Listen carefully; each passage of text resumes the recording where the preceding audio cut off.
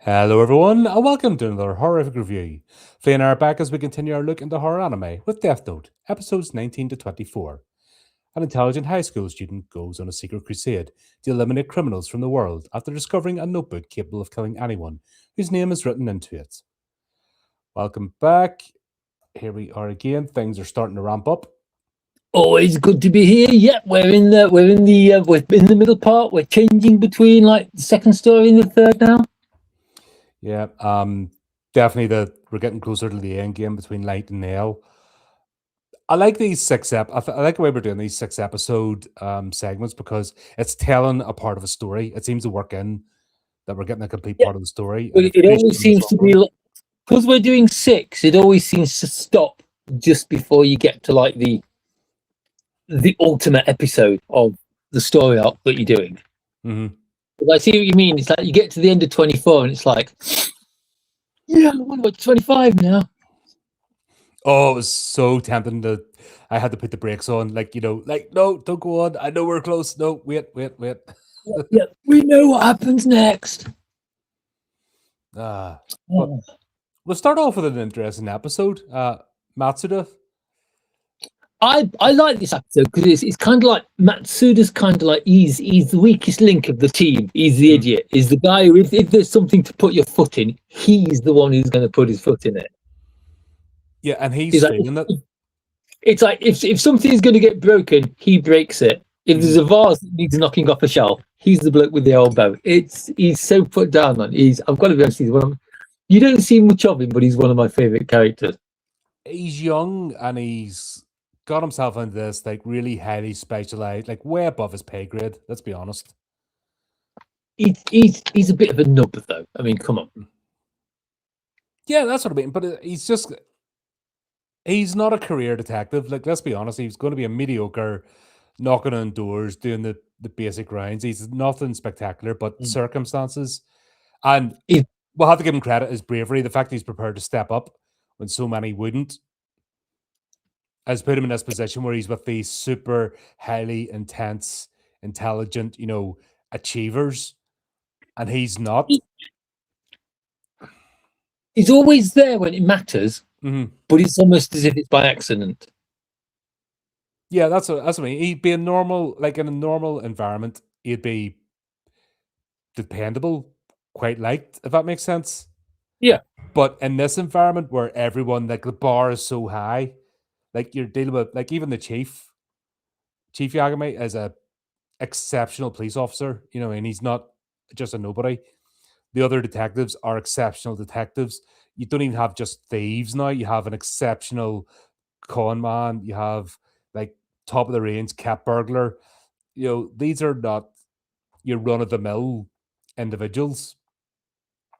They're all like highly skilled, highly competent, like dealing with I don't know, a hobbyist, somebody who plays five-a-side on a Tuesday night, but they're in like Premier League, uh training camp and they're completely out of their depth. Your internet breaking again? Oh, no sound. Your wibbly thing's going, but there's no sound. Nope.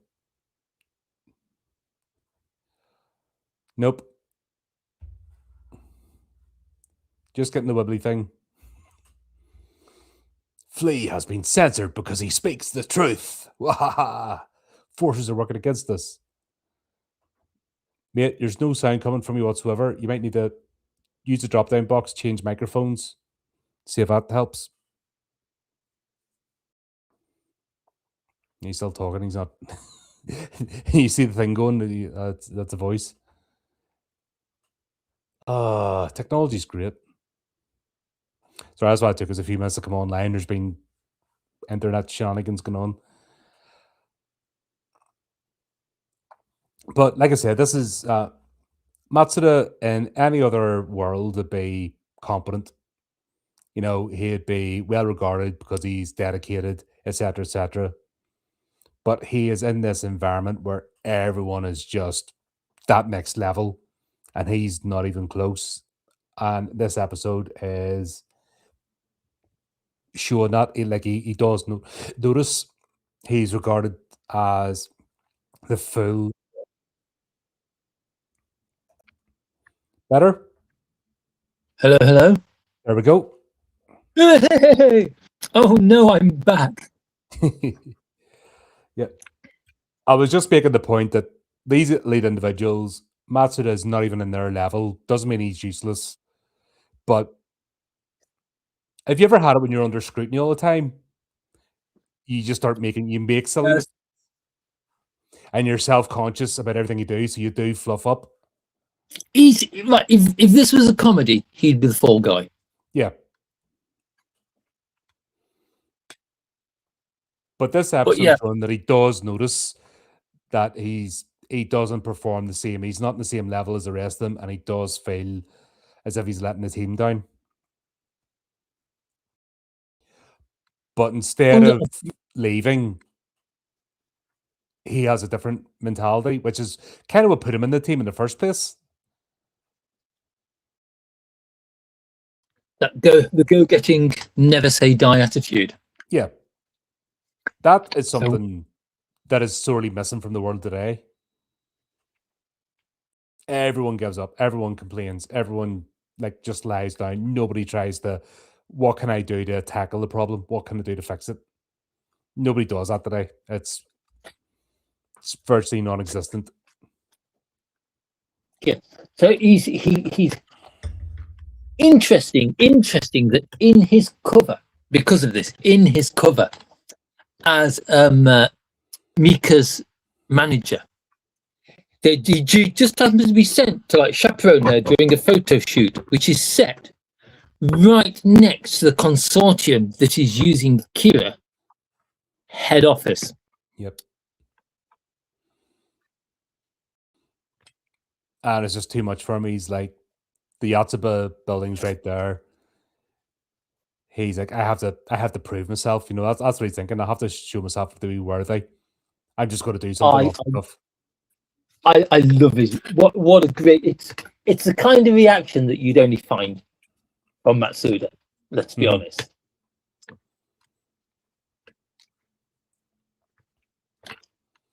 The man shows his mettle. Yeah, that's what I'm saying. It's that metal that put him onto the team. And I think because, like I said, because of the sort of hyper-focused people that are on it, they forget that. And this is, the old saying, every dog has their day. That's what this episode is.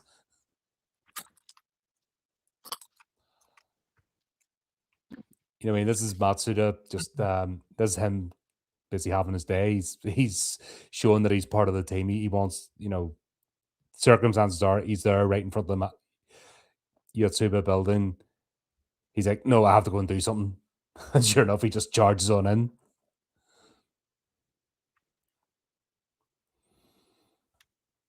How did he manage to get so far into that building without being caught? I want to know. But that's, once again, that's something that people forget. He does have a skill set. Like I said, in normal circumstances, he would be actually a decent investigator. But because he's in a group of super hyper intelligent, focused, possibly slightly deranged, definitely Ellen Light, and even the chief to an extent, obsessive. Yeah, you're not going to measure unless you're that level. You're not going to measure up.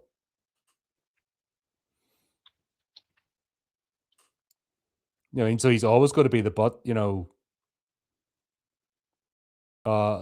seen as the bottom rung, but that doesn't put him there. You know what I mean? It's just comparison.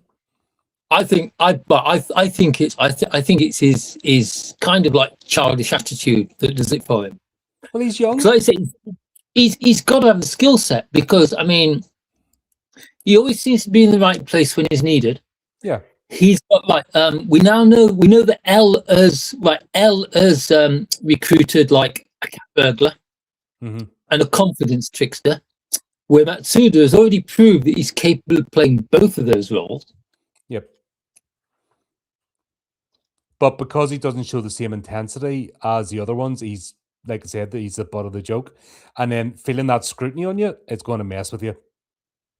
Yeah. I've worked with a couple of bosses. In fact, recently in the last few years, I've worked with something like that. And honestly, when you feel they're watching every move you make, you start going, "Am I doing this right? Am I doing it wrong?" And you start doubting yourself. Like I've seen me make dopey mistakes because I just feel the weight of the eyes in the back of my head, which usually end up Yeah. me going, "I can't do this." You know what I mean? Leave me alone. I'm not an idiot. Give me an area of responsibility. Leave me alone to get on with it. No problem. But I think Matsuda is suffering from that. Everyone's scrutinized him, expecting him to mess up, and almost projecting it onto him. So, yeah, that's why he is the way he is.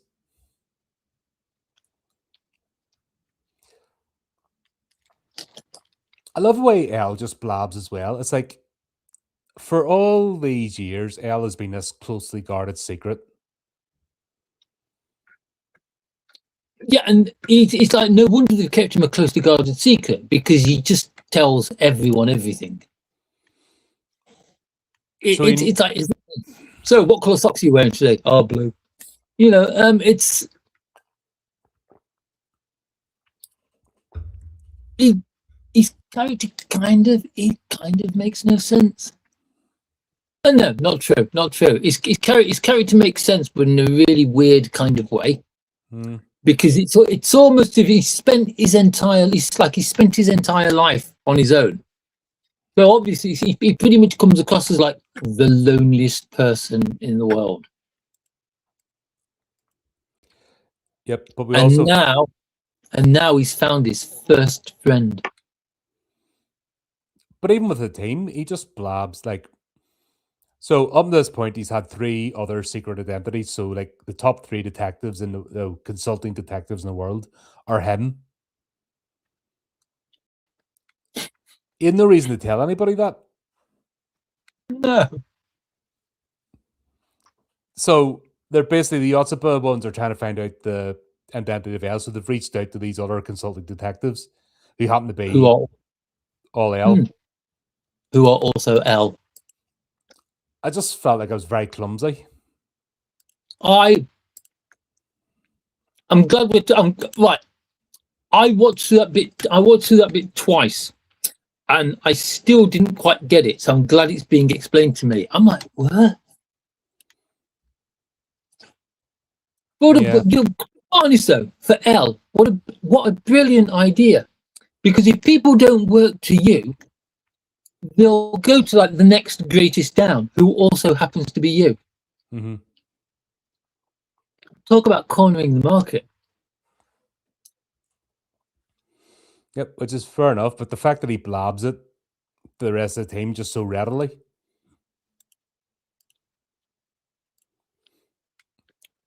Especially when he still thinks Light is Kira.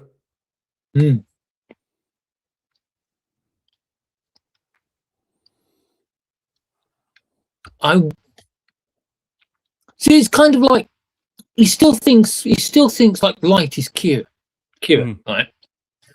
Could he be trying to like tempt Light into making a move and proving he is Kira? Well, that's what this whole 3D chess thing's about anyway. You know, the whole game up until like including the imprisonment. He's almost succeeded. And even though it's like he was in prison for what? Nearly 2 months. Days. Yeah, 55 days. He was in prison for nearly 2 months. He still doesn't quite believe that Light is innocent. Or Mick for that reason. Mm-hmm.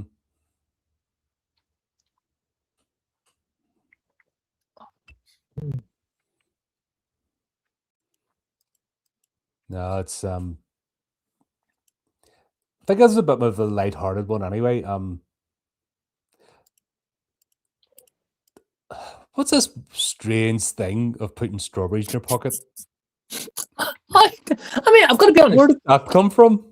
I've got to be honest. Elle isn't the only person who keeps fruit in his pockets. Because if I'm in the middle of doing something, I often like while I'm walking around the house, pick up an apple or an orange and stick it in. Like I wear like a ganzi, this little body warmer kind of thing with lots of good pockets on it. I often walk around with like a piece of fruit, which is normally an apple or an orange, it's never a strawberry. Yeah, But I think so we have decided that L is a bit weird. I think we know that. Slightly. I mean, I thought I was weird, but it's nice to know that somebody's actually invented a character who's weirder than I am. But I love the whole conversation about, oh, right, we eat the strawberry from the top, the fat end, because it's sweeter, blah, blah, blah. It's like Lilliput and Blefuscu, you know, which side of the egg do you eat first? I'm going to be honest. I am. It's like I am not. As far as strawberries are concerned, I am neither a big Indian or a little Indian. I chuck them in whole. Yeah, unless it's a massive one. If I can't throw them in whole, I go from the side. That's weird. It has to be a massive one, but you're generally gone in one go. That's just it. It's like you can't buy huge strawberries anymore. Gone are the days when you'd pick up a punnet with one strawberry in it. No, it's illegal. But yeah, it's. I was expecting light to come in from the opposite opinion and say the small end. The small end is better, because if the big end is bitter, the big end is sweeter. The small end must be like bitter. It must be sour. So that after you've eaten that bit, it makes the top half even better. But it didn't happen. No, they just still did it and then stuck them in their pockets. Stuck half a strawberry each in their pocket, which is going to be lovely putting back in your mouth again. That's gonna be great. Just imagine like you put your hand in your pocket to get something, the strawberry's been smushed. Yep. Or you do, and it's got a side. You know what I mean? You've got sprinkling of lint. You know, just to add to the flavor. But I can't believe that was a serious discussion. This just sort of shows what the episode's like. It's like that was a serious discussion. I honestly, was it put in there to kind of like make the viewer kind of like go like what to make the viewer lose their train of thought? Probably because it worked with me anyway. I'm like, what the hell? But they're planning. You know, what I mean, you've got all these technical plans of how to get into the Yotsuba building. Right, we're going to do this. We're going to do that. Blah blah blah. Meanwhile, Matsuda's just like, nah, both, and he goes listening at the door. That's it. Everybody thinks I'm no good at this. Everybody thinks I'm childish. Everybody thinks I'm an idiot. So in response to that, I'm going to do something really childish and idiotic. Runs off. But at least the man is true to himself. Yeah, that's it. You know, he plays to his strengths. Because what they do is decide he's going to do a John. He's going to do a John. Oh no! I can't. Damn it! He's going to do a Die Hard. He's going to infiltrate the Yagami Tower on his own. Yep. Is it McCall or McLean? John McClane. I can't remember it. Yep, he's. In fact, I think from now on we should call it the Nakatomi Tower. Because it's like he goes into the it's the Ishida group, isn't it? Yep. So he goes into the Ishida Tower by himself, manages to avoid all the security guards, all of the security cameras, because even though it's like after business hours and most of the people working have gone home, there's still got to be like security there. Oh yeah, because the building's still open, there needs to be security. So obviously, I think in his past, Matsuda comes from like one of the ninja clans. He's just kind of like one man army. It's kind of like G.I. Joe infiltrates the building. Mm-hmm. He's so stealthy, you don't even see him do it. Because he just kind of cuts. Yeah, that's he's like control chaos in a way, you know, just does it. But yeah, he listens at the door, he hears the word murder, and he hears Kira. He's like, yep, that's it. And sure enough, he gets caught. I love the bit where he's kind of like, they are actually right. It's like the 8 conspirators as I'm going to call them, are like talking in the background. The reason you can't hear what they're saying is because Matsuda's inner monologue is way too loud. There is, you can pick bits of it up. There is actually a proper conversation between them going on in the background, but Matsuda is the loudest, which is why you can't hear anything. And nothing to do with the big padded doors as well, like a big leather, that's designed to drown out sound. Gotta be honest, there are some swish doors. I wish I got them. Gotta be nice, wouldn't it? But yeah, I love the way he doesn't even skip a beat. As soon as the door, they open the door, catch him. First thing is to press his belt buckle, and then immediately launch into character. He is. You've got to be honest. It's like he is without a doubt. Excuse me. Oh, you've killed him! Oh no! Oh no! Right. While I was talking, not that this is cursed at all. The keyboard shelf has just fallen off my computer table. Fantastic. Sorry about that, folks. I was just saying the other day I need a new one, and it killed itself.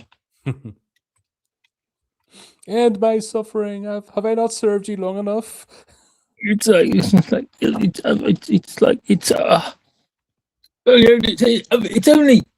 like 30 years old. What's he doing falling to bits already?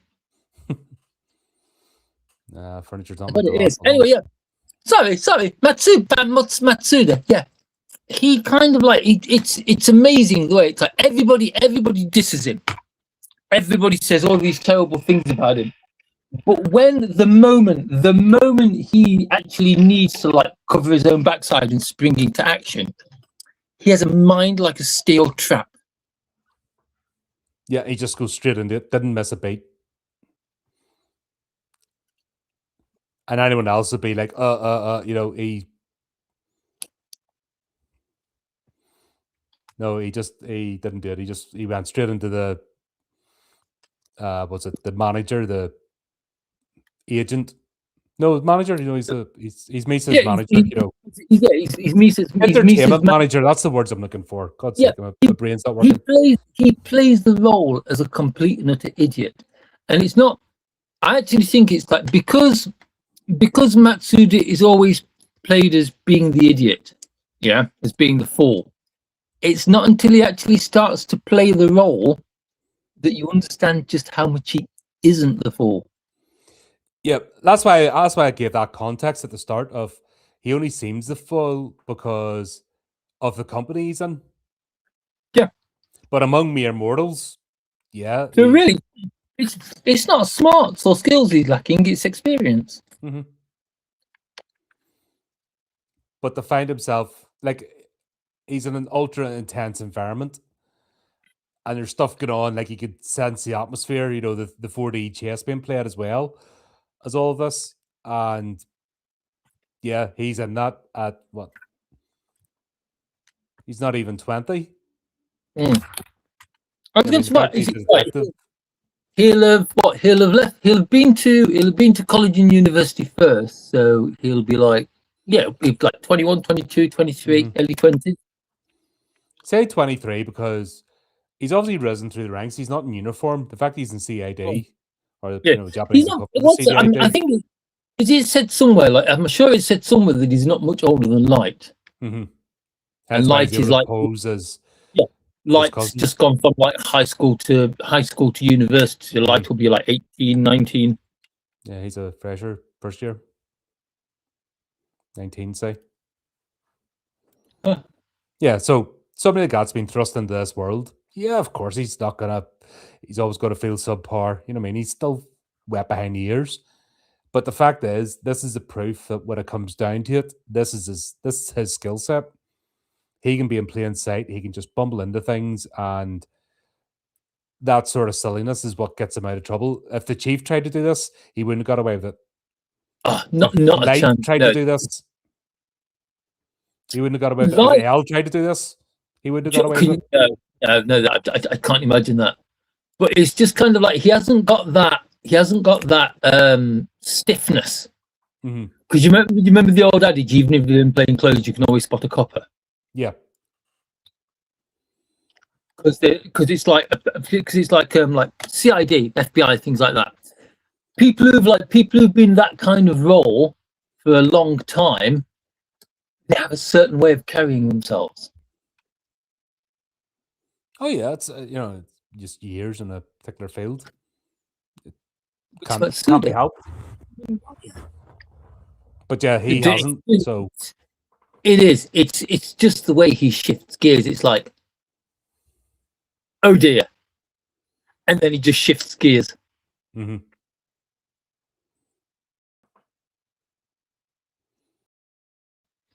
I wanted to meet you. I'm Misa's manager, and we'd love you to use her in your next commercial. Meanwhile, Elle's going, we're not going to do this, do that. Oh shit, Matsuda's just. Oh Done yeah, I like the bit with them. The moment they realise he's in trouble, Elle phones him, and he knows straight away who it is who's phoned him, Mhm. and they have like a coded like a coded conversation, and he's like, "Yeah, he's in big trouble." Yeah, it was fun. Especially Elle putting on is like, "Hey man, want to go out for beers?" And you see him on the other side. The facial expressions barely changed. It's I don't actually have any facial expressions apart from regret, because he always seems to be sorry about something. I think that's the diabetes creeping up on him. He's regretting the 10 cream buns he's had and the 50 sugars in his coffee. Like there is one episode. There's one episode where he has like a high tea brought into him on like a triple tier serving thingy. Like his butler, Wendell, or whatever his name is, brings it in, and he only eats the cakes.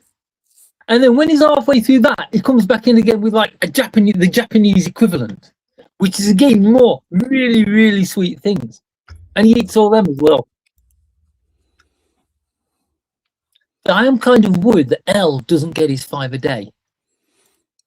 No, unless Wendell sneaks like some vitamin pills in there as well. And it's all right. The cream cakes have got really finely chopped veggies in them. No, it's yeah. There's no way he's still going to be alive by 30. Even if he wasn't having to deal with light, like he's one of them bright candles that's going to burn out. He's not going to be alive at 30 for one reason or another. I love the way as well with this. We have got Misa, she gets involved and instantly goes into a character. And essentially gets the equivalent of what do you call that? Playboy bunnies? Yeah, Playboy bunnies. Yeah. And I was like, it's like, tonight we're going to entertain you with the girls from the agency. Excuse me, I'm pardon. What's going on? One of these city girls goes like, I'm not quite sure what's happening here. And I'm just kind of like sitting there going like, you're not the only one, my friend. Where did that come from? Well, yeah. She saves the day. They realize this is the role they're going to do, so why not go full bore? I love the way they all have to wear pink fluffy slippers. I know, right? It's like, why pink fluffy slippers though? It's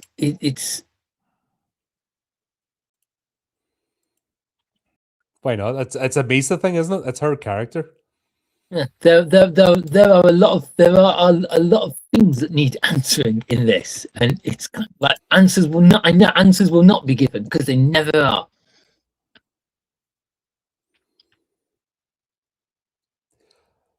Dear. But then, once again, here's Masuda absolutely prepared to step up because they've basically told him you need to fake your death because they're going to come after you. They'll do whatever. You'll see you as a loose end, no matter what. I've got to be honest, that was absolutely brilliant. Because it's like, where is this going? Where is this going? Where is this going? And the way he did it was absolutely brilliant. Once again, that's not something normal people do. Like, Yeah, he's but showing bravery and athleticism and trust. it's Matsuda. We've come to expect not normal from Matsuda. So while this party's taking place with the eight, Matsuda basically, he's breaking it, and he's speaking to AL, and the plan's formulated. So he's going to pretend to be drunk, go and mess about in the balcony. I love the fact that Misa was perfectly aware what was going on and played along with it perfectly. But I have to say, I'm impressed by that handstand. That's athleticism. That was a good handstand, and on a balcony railing at that. Yep. 10 stories up, like, yeah. You wouldn't see me doing that unless I was plastered, like, the way. You wouldn't see me doing a handstand unless I was plastered. I'm over 50. I've got joints to worry about now. Yeah, that would be like, Craig, I don't have trouble standing. Oh, no, there goes me back. Sorry. Yep. But yeah, he does that, and like, blind faith, fully trusting the team, launches himself off the side as if he fell. And the whole thing goes into motion. Like, this shows how tight this team's, so the fact that they're hands on themselves.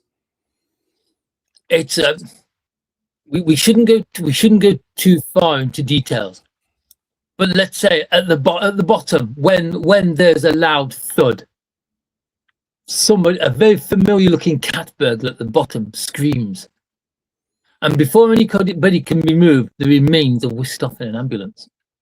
Yeah, that's efficiency. That is like that is such, my God, I wish it was like that in this country. God, no chance you'd be there for. I'll not even talk. There's something happened a couple of weeks ago, and I just saw the ineptitude of the emergency services, which just it just makes me go, we're doomed. They do the best they can with what they're given, which, let's be quite honest, these days isn't a lot. It's more every year. I always get more. I'd argue it's the people. It's never enough. Yeah, but that's the problem when it's never enough. You don't have the right caliber of people that just want more and more and more, and yet do less and less. Same as your council tax. Always goes up, but the services always become less. Well, it's like anything. Grocery prices, they always go up, but they never come back down. No, it's a rate you're trying to slow down, but it's it's just disgusting at the moment. I'm very much down with the world right now. If I had the red button, I'd press it. You did ruin my world.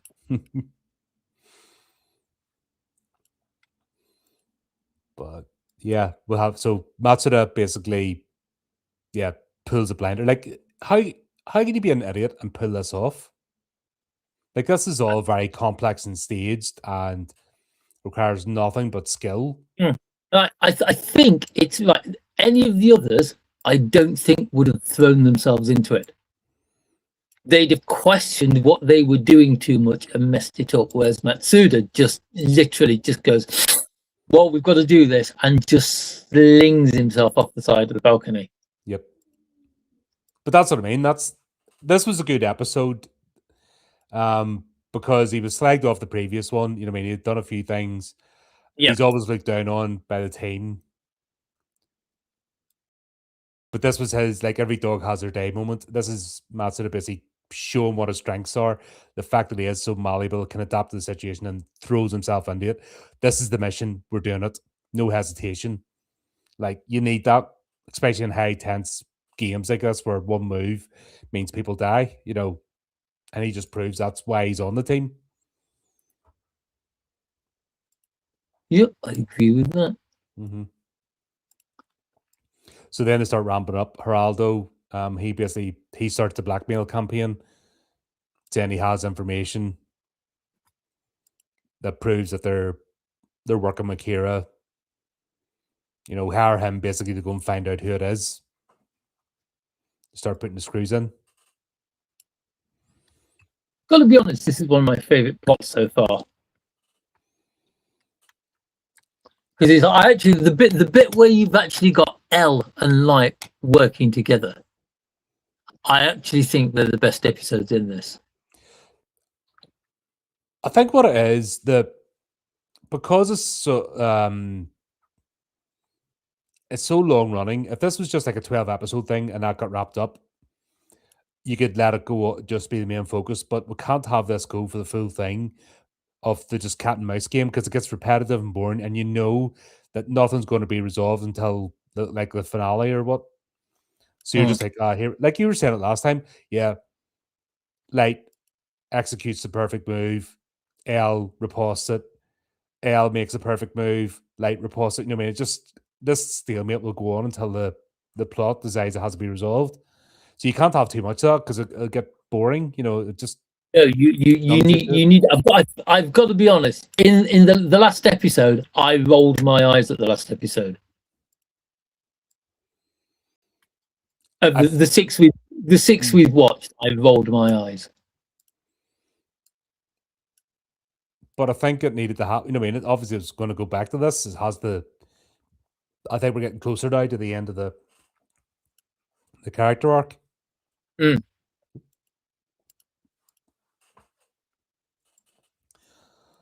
But yeah, what happens out of all this then is one of the members of the Eight.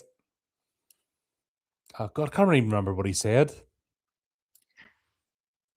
He was talking about how maybe it was time to take a step back and not use Kira. Mm-hmm. Oh, that boy, he didn't feel safe. He didn't feel safe, and he wanted to leave the secret meetings. Oh, he wanted to resign. That's what it was. He wanted to actually resign from the committee. Yeah, and sure enough, that sealed his fate. So now there's only 7. He did indeed resign permanently. Yep. From life. Damn, that was rough. Well, it's the sort of people they're dealing with. Like, you don't join the mob and then just go, nah, I'm getting out now, I'm bored. I've had enough. It'd always be a loose end, you know what I mean? Don't know what he was expecting. But yeah, now it's that's kind of interesting because now they've got the cameras installed in the place. They know these are the people. Yeah. And they're basically recording every meeting that they have.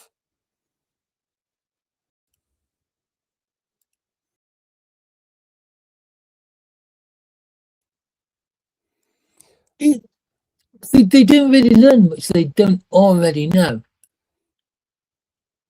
Well, it's more proof now that these are the 8 or the 7 now that are doing it.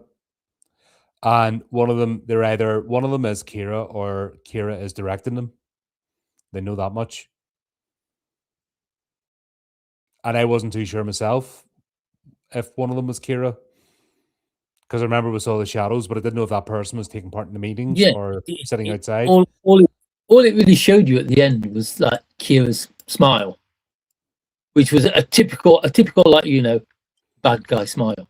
No, I mean, remember the last session or last week when we saw Rem with the person with the notebook? I didn't know. Rem was just standing in the corner, wasn't she? Yep, because we haven't seen Rem in the boardroom yet, because obviously nobody's touched the Death Note yet. So both Rem and Ryuk are not here after the whole thing. We've only seen Rem in that room with the person with the Death Note, but we don't know if that person is in the board. Now, obviously, we're going to find that out. It's working towards it, but they're treating us that we don't see the Shimigami, which is makes sense because nobody that we know from the point of view has touched the notebook. So,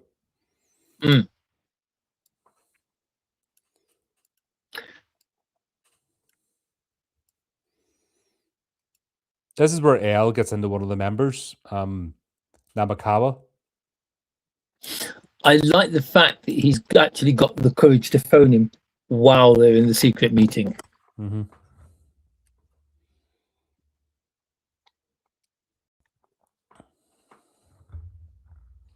Then that gives it more impact, doesn't it? So it's like this is L. React however you want. Which takes some guts to say, because he could totally be like, "Oh my god, L is on the phone to me." Mm-hmm. But instead, as all the villains are, he is prepared to listen to what L has to say.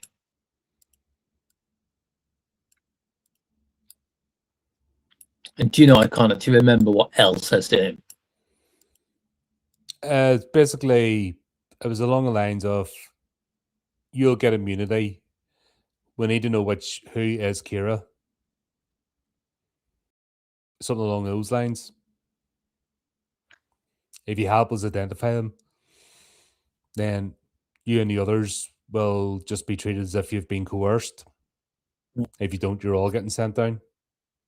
I think, but the fact that he agrees to that shows that not everybody is, shall we say, on Kira's side.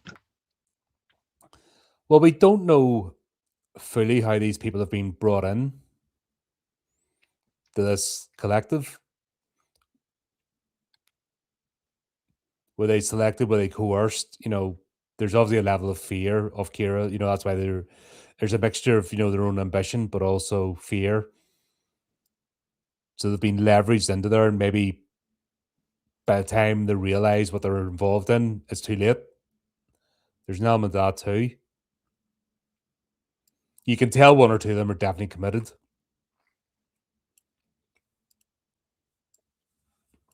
Like the older one, he's definitely, you know, on board. He's no compunction whatsoever.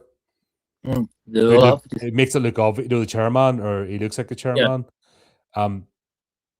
If he turned out to be Kira, you wouldn't be surprised. Obviously, it's not him, but like you can tell there's some that are fully happy with what's going on, and there's others that have come in under other reasons. They're like, "Oh God, I'm trapped now.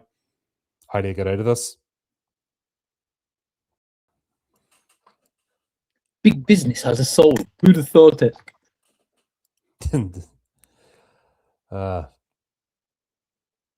We also get the whole thing with Light and Elle again.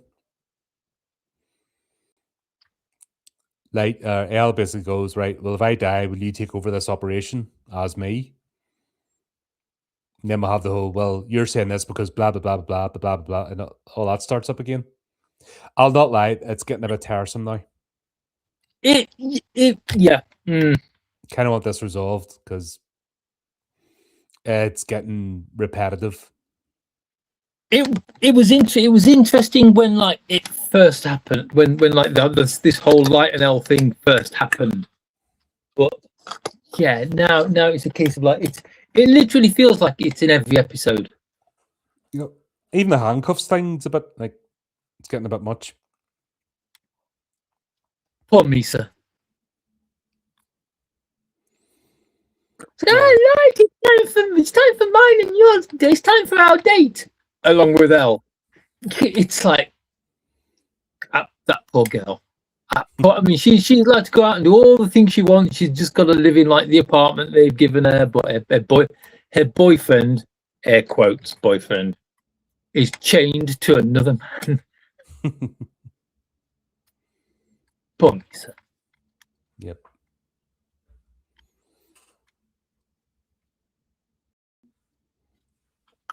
But this is where we get another fight again. You know, we're about to start knocking them out of each other. I've got to be honest. The past few episodes before we started watching these 6, the when Light and Elle were beating each other up was probably one of the most entertaining moments. So Yeah, I was because quite looking forward. something's finally happening. We're seeing a bit of passion. We're not just seeing these two androids playing chess with each other. You know, it's finally getting somewhere. Some humanity from both of them. Mm-hmm.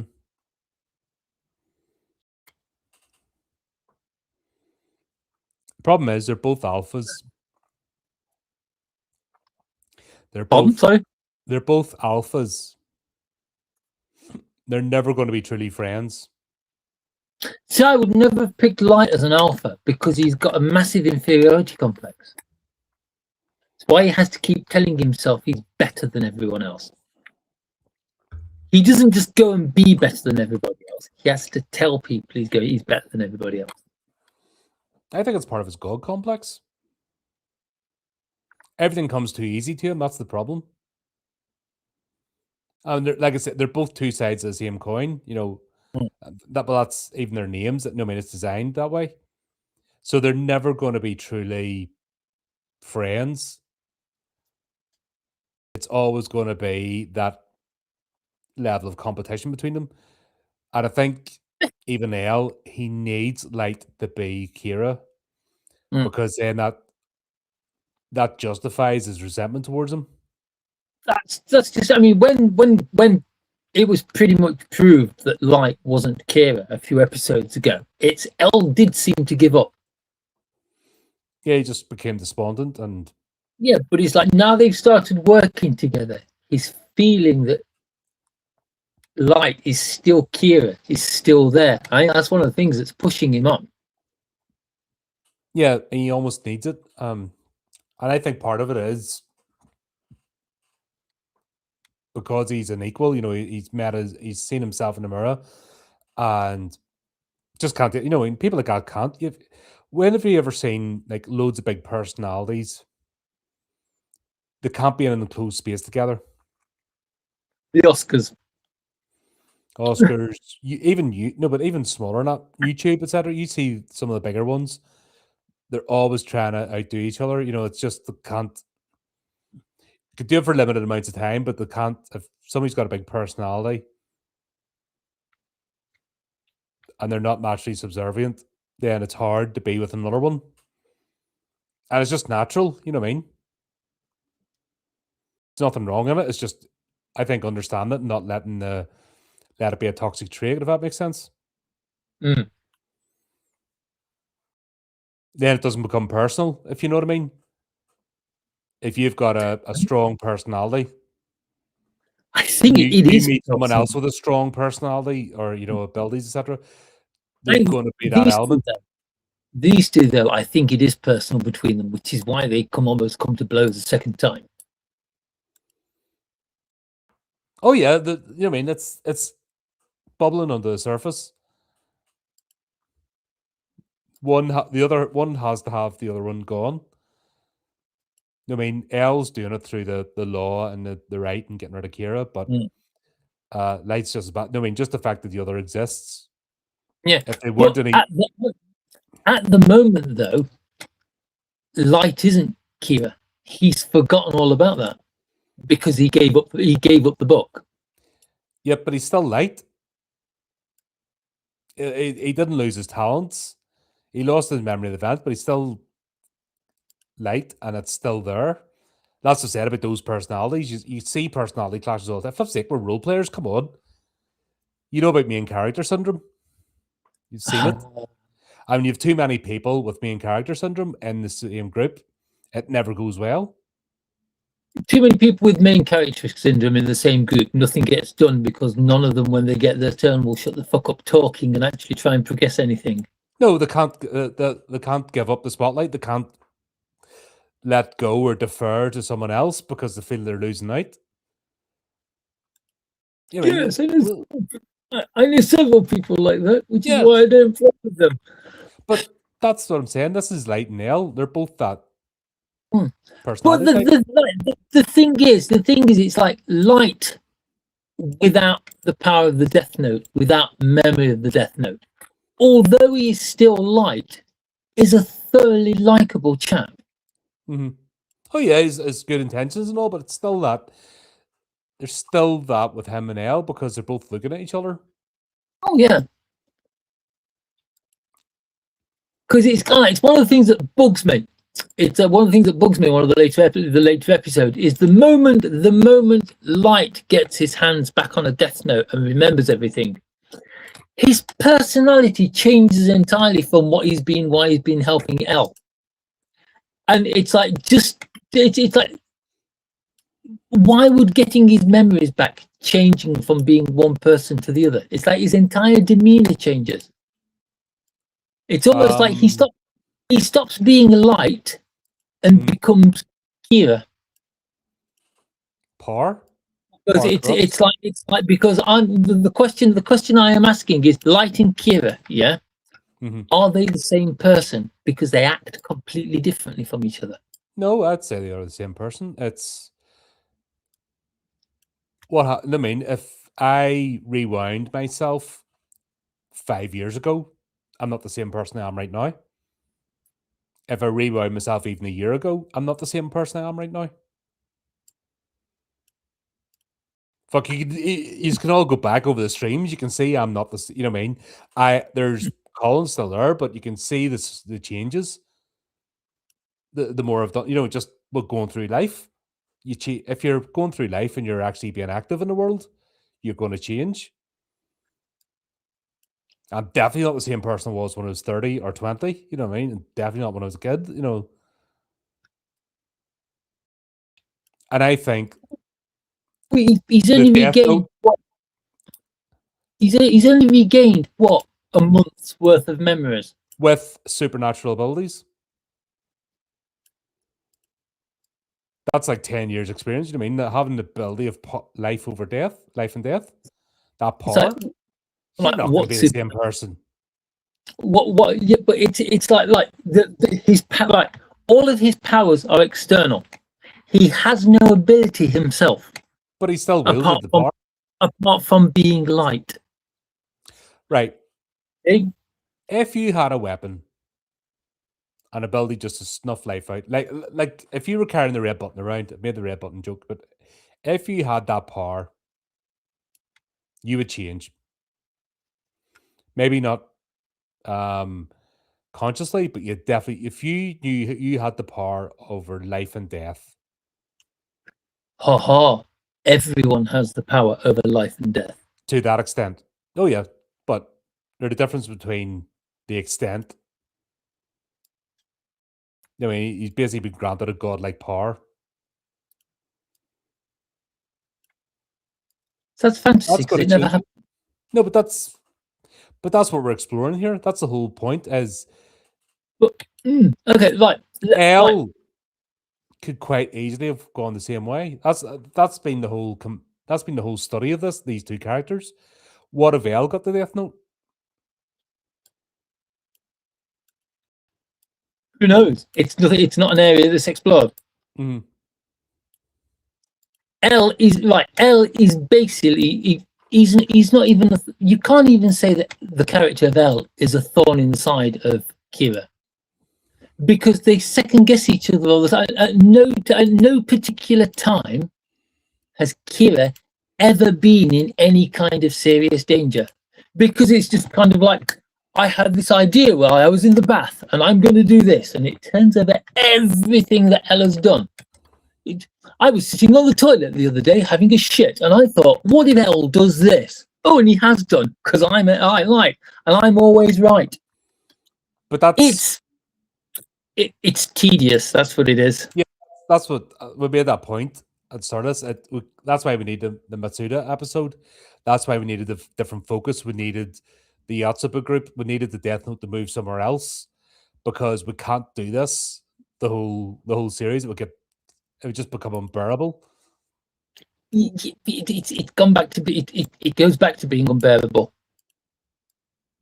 I don't, because the moment Light gets hold of that book, we basically time traveled back to the first half of the series. and it's just going to be the same old thing over and over again, but without light. Without L to throw spanners in the works and prevent Kira from doing whatever it is that creating his perfect world where there is no evil, because murdering people is good. Well, if you're morally right, you can do whatever you want. You know what I mean? If you're the moral foundry, then it doesn't matter what nasty, horrible shit you do because you're right. But there is no right.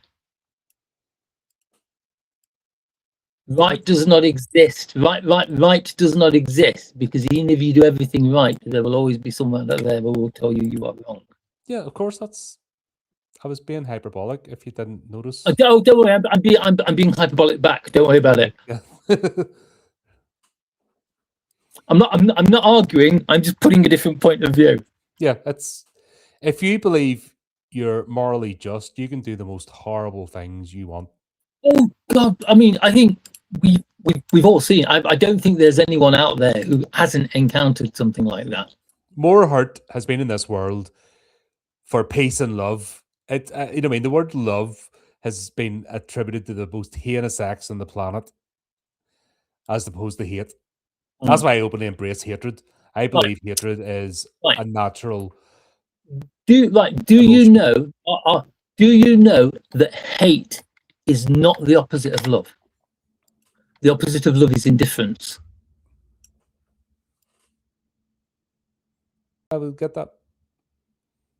But also the opposite of hate. I think it's the scale. You know, it's like a scale. One's on one end, one's on the other. But go too far either end. You know what I mean?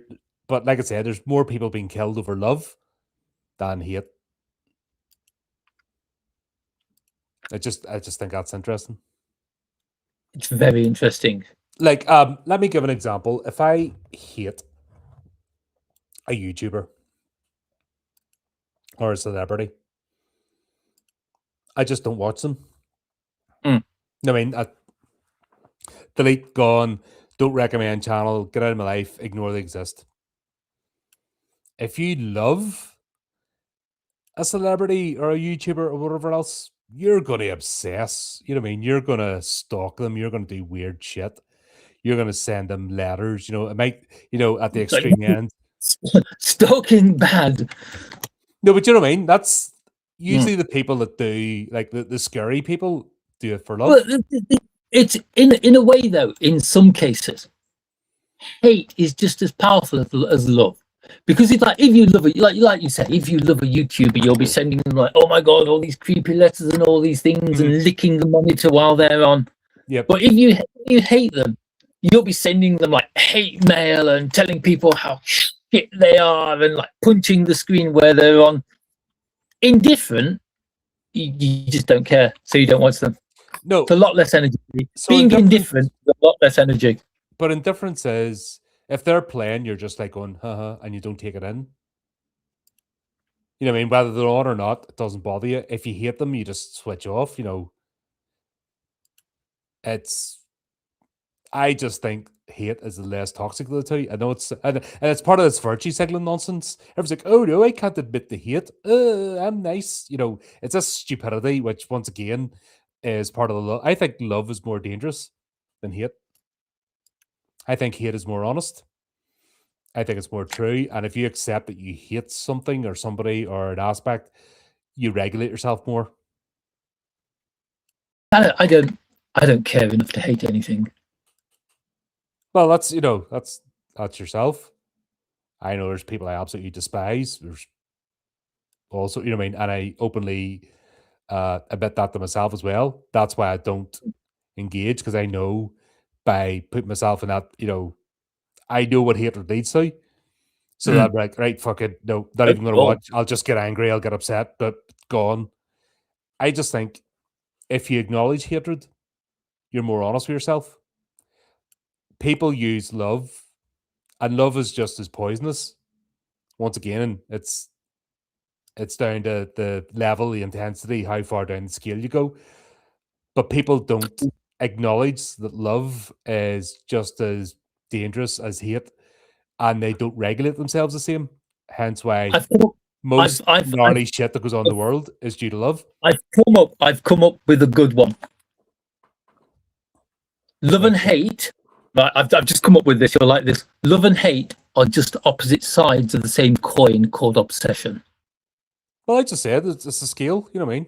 And if you go too I'm, too far, I'm writing that down. I like that one. I'm going to keep that one. and indifference is a balancing factor. Indifference is when the coin lands on its side. Yep. On its edge. But you need that level of indifference so you don't go too far. If you don't use indifference is what you use to balance yourself. But I just believe that hatred is more of an honest emotion, and when you acknowledge that you hate something or somebody, you do regulate yourself more. You're like, oh, I'm going to do something bad. It's like happiness and anger. It's really, really well. No, happiness isn't the word I'm looking for. Damn it! But I hope you understand what I mean. It's like you can fake being happy, but it's very hard to fake being angry. Mm-hmm.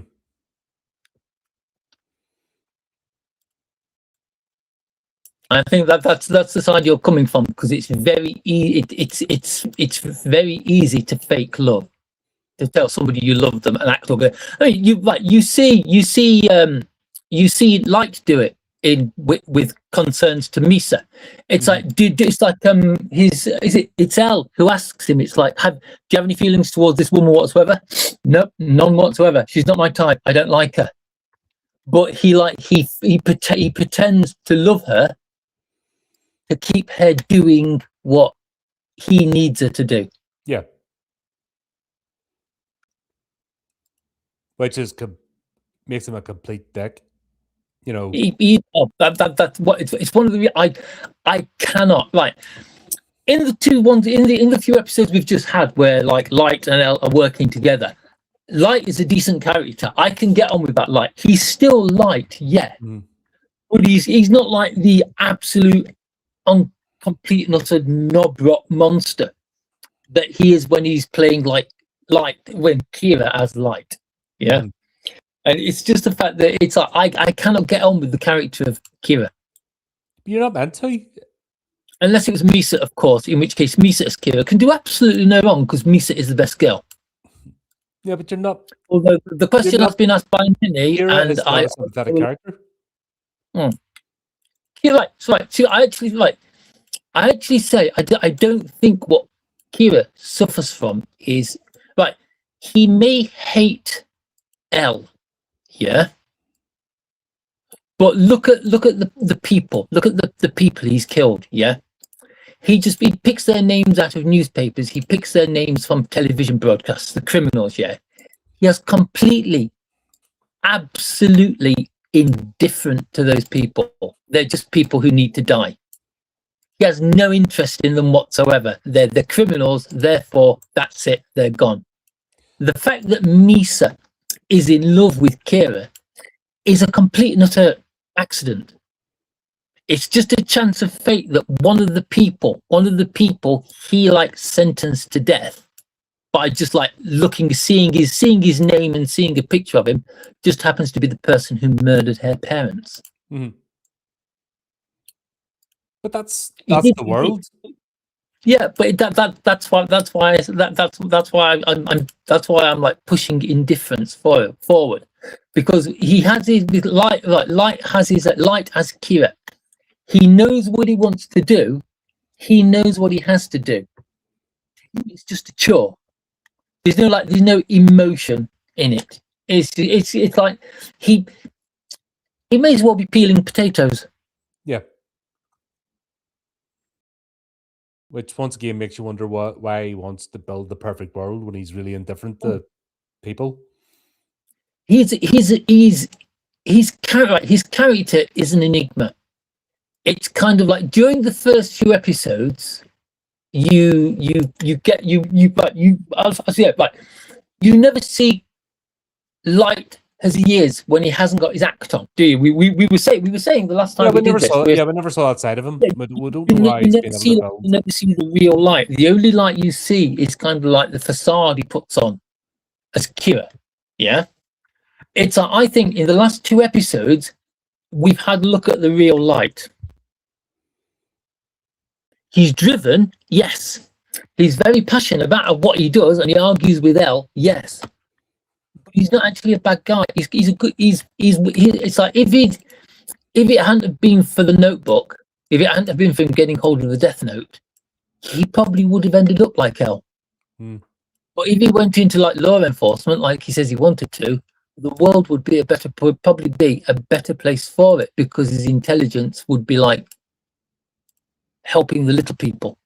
But that's the whole point of this. Power corrupts, absolutely. But he's not like, he's now a god of death, or at least he sees himself as a god of death, which is one of the reasons why I think Rook, a god of death, is always grinning over his shoulder. Because this is it, he purposely dropped the book, as I said. We know where he dropped the book, and if he watches the human world, and he chose his candidate well. Because it's like when we first go to the Shinigami world, and we see the Shinigami sitting around like just with the head in the hands, playing board games and being incredibly bored. One of them goes like, "Oh, Rook dropped his Death Note in the human world. Again. Oh, why did you? Yeah, why? Yeah, again. Why did he do that?" And it's kind of like the one he says he dropped it. You'll think, he dropped it. So like somebody if he's like dropped it, somebody finding it would be, it'd be fate, it'd be kismet, it'd be completely by accident. But what if by dropped they actually mean like dropped off, placed? No, I do believe it was deliberate. I do believe that. Yeah, it does come across in the first couple of episodes. It does maybe come across that it was an accident that Light picked up. No, not the way that Glint caught his eye, but as a fail. But it's like, yes, it's. I think it's a lot more deliberate. I kind of like the way that the farther you go into this, to me, in my eyes, the more Light and Kira, although he's the main character, is slowly sliding off to one side, and you can see it's almost like his character is on the screen sliding off to one side, and in the background, it's like the camera focus changes, and Rook is standing there with that characteristic grin on his face. Yep, just loving it. This is entertainment. It's like this. I've got to be honest. I am loving and hating this anime in equal measures, just basically because of the character of Light. That's the point. I'm watching it for Misa, because Misa is best girl. But that is the point. Is like we had the initial, oh yeah, if I had the Death Note, I'd do this, do that. That's the whole idea. Yeah, if I could solve the world's problem, blah blah blah, scribble. But this is a whole character study on what power does. It's like that question, the question that you asked. It's like if you gave, if you had the ultimate ability, what would you do with it? Because it's like if you could have a superpower, any superpower, it's not a question of what the superpower would be, but would you use it to help people, or would you use it for your own gain? The difference. I think my attitude to helping people is, if I come across people and they become my friends, and it's not hard to become my friend, it's harder to stay my friend than become my friend, if that makes sense. If I class someone, honestly, I think everyone is like that. Everyone is like that. No, there's some people just dependent that they'll stick in friendships or whatever just because they need to be with, there's a dependent type out there. And there's people that are hard to become friends with, that have barriers up, but I'm always the type that it's easy for me to make friends but not stay friends with people, because just I'm very specific about who's in my life, sort of thing. But the point I'm making is, if I consider somebody my friend, then I'm inclined to help them.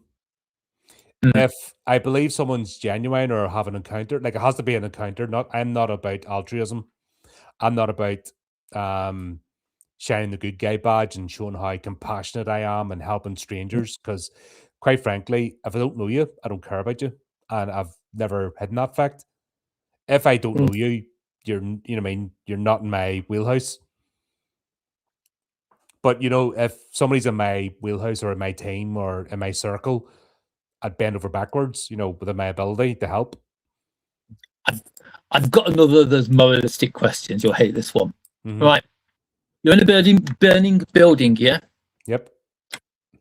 You are in a burning building with an old man who has lived a really, really long life, yeah? And a young man, yeah, who has his entire life ahead of him. Who do you save? You can only save one person. Who do you save? Who do you know? Who do you know? Have I spent days talking with the old man? Have we played chess together or drafts? You know what I mean? No. Have we passed the time of day? It's a theoretical question. No, but this is exactly what. Yeah, do I know the young man or the old man? That's 100% the way I think. No. I'm beginning to think you've seen through this question. Who do you? No, right, you can only. No, this is 100%. Right. You're in a room. You're in a burning room with two strangers. Okay, right. One is an old man. Yeah. Who one is an old man. One is a young man. You're in a burning building. You can only save one person. Who do you save? Once again, has one of them rubbed me up the wrong way? Have one of them made a comment or a look? Nope. They're complete strangers.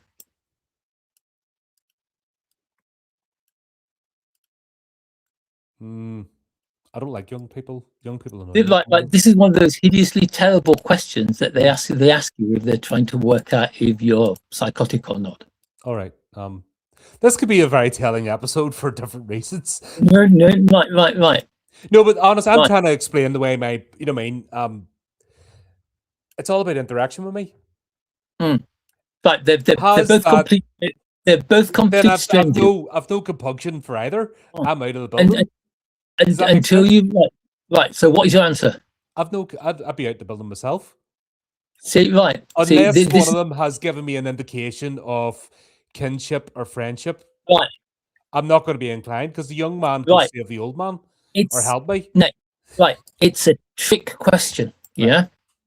Because if you say the young man or the old man, the person asking all questions will turn around and say, "Why didn't you save yourself? You can only save one per. There's three people in the room, including you, and you can only save one of them." All right, well, that's not the clock ticking. It's an evil question. It's brilliant. It's great. I love questions like that. All right. I think, but the assumption is that you're saving yourself anyway. Are you bringing somebody with you? Nah, you can only save one person. Oh, it's one of them very specifically worded. It's one of those. If it takes a man half a yard to dig a fortnight questions, it's. Oh no! See those. That's just word trickery. That's not going into morality or psychology. That's just word trickery. That's a civil servant question. That's a sort of bureaucratic. It's not as good as like you're trapped in a burning room. There's you and there's a young pregnant woman. Who do you save, yourself or the pregnant woman? Myself. I don't quite fancy being burned to death. Sorry. And especially if I didn't get the woman pregnant. Oh, all right, then you're in a room. Oh, all right, then you're in a room which is filling with beer. It's like, who do you save, yourself or the pregnant woman? In that case, it'd be myself. I hate beer. I've given up drinking years ago. So yeah. Now, if you'd asked me that question in my 20s, I'd have drunk the beer. It's like no one's gonna die. I have evidence to prove that could entirely be possible. This is. It's like light seems to be, it's like, depending on whether or not he has a death note with it or not, light appears to be one of these kind of like moral pendulums. When he hasn't got a death note, he's like, all criminals must be punished. We must bring them to justice. I'm going to be a policeman. When he's got the death note, it's like, all criminals must be punished. I am judge, jury, and executioner. I am the law. I'm going to kill them all. And also anybody that gets in my way. And also anyone who gets in my way. Yeah. Be it FBI members, FBI agents, fiancés. No, doesn't matter. Really, really weird, like investigators who could have been me in another life. He's an oik. Light is one of those few anime characters that I find it very hard to find any kind of redeeming feature in him. He's like, he is. You've got to be honest. You know when he Kira and he's like, his eyes narrow and that kind of like slightly evil smirk appears on his face. Yep. Isn't he just so punchable? Absolutely, but that's the point. Oh my god! It's like I want a punching bag with that picture on it. My build muscle like nothing just from punching it. Oh, but that's you know what I mean. You're not meant to like him. This is not a sympathetic tale of somebody trying to do right but getting it wrong. This is pure megalomania. That's the point. But what he's done is he's removed his memory. He's removed basically part of his personality. Because let's be honest, your memories are your personality. We're shaped by our memories. We're shaped by our life experiences. That's why everybody's. Oh, God. Oh, the bit where he gets his memory back and it goes into like the plot and the twists and the ideas he's had. Oh, my God. Oh.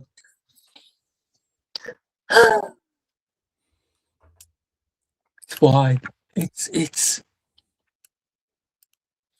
like that. It's like, do you remember, like, apologies for bringing superheroes into this, but have you ever seen the greatest superhero film ever made, The Mystery Men? Oh God, yes. The greatest superhero Blue film. Raja. Blue Raja, master of cutlery. I am the shoveler. I shovel good.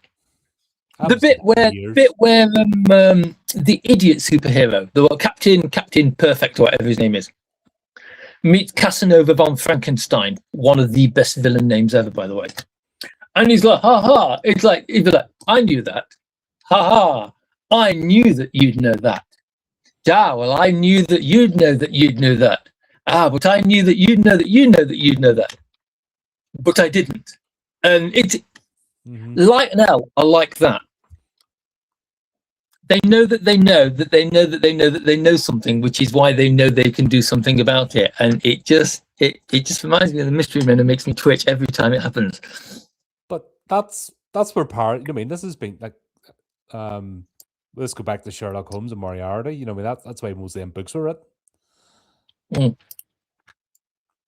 Everybody knows the best Sherlock Holmes of the short stories. God, I've got them all on Kindle. I need to charge up. Remember back in the day, the public domain books were all made available. Yeah, I can feel a tangent coming on. I can feel a tangent coming on, so I'm going to shut up. Whoop, whoop, whoop. We've already gone down the rabbit hole maze that is morality. So let's get back on. Instead of morality, let's talk about anime. Yeah. Because I'm pretty sure we're still only on episode 2. Yeah, well, we kind of got there.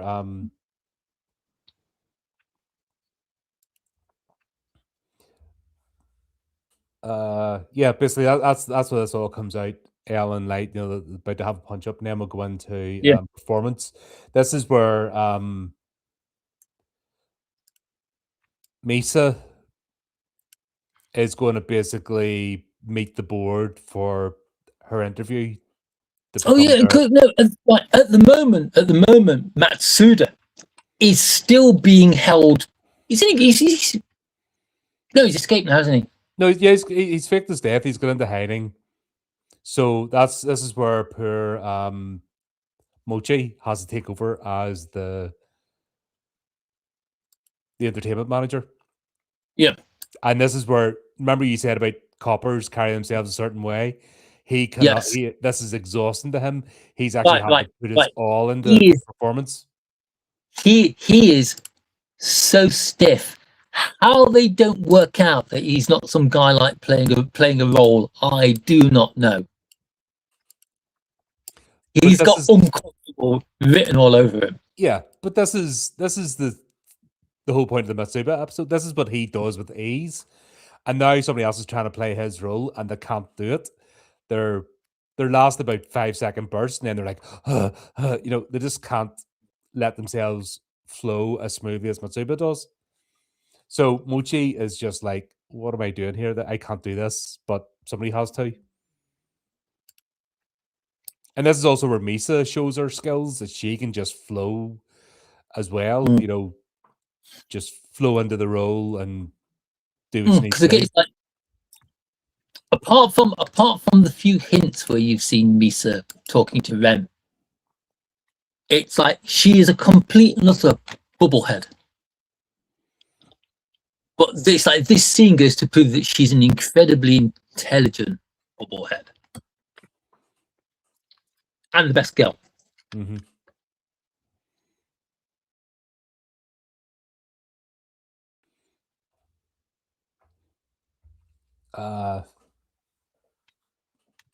Yeah, I'll just press on.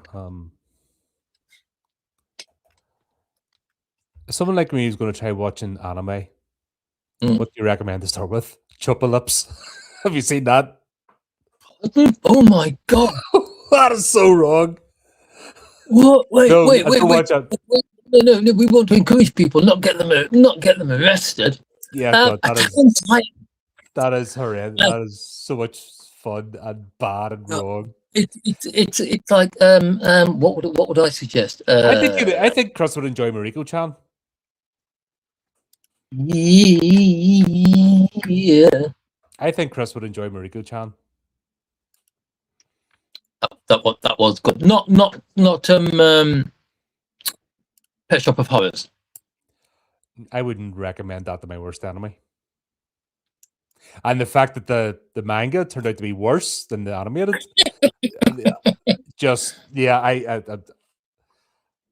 we watched this so you wouldn't have to, folks. Like, what would be the first anime I would recommend? I think Mariko-chan's quite simple. A horror fan. Yeah, Chris is new to the horror genre, and he prefers comedy horror. I'm tempted to say my ultimate favorite anime horror, Perfect Blue. I would no. If he's only starting, no.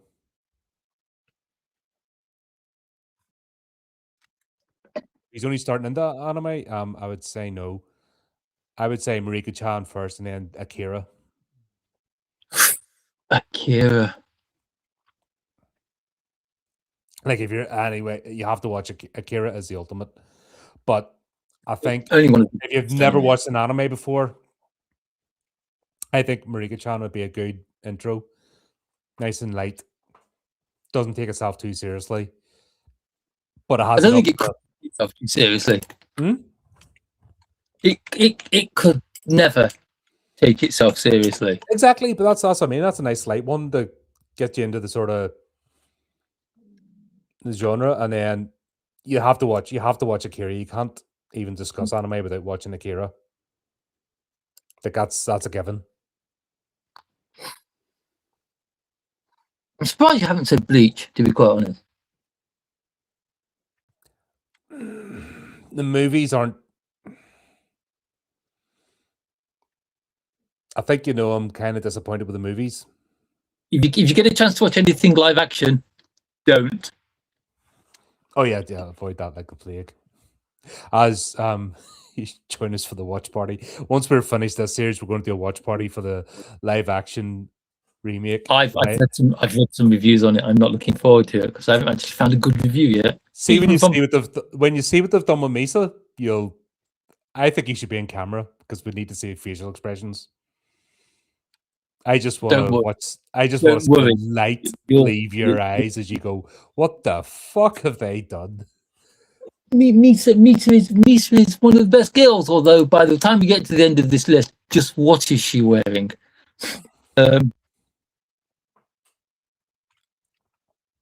Misa is the best character in this anime. Next to Ryuk. Ryuk's still my favorite.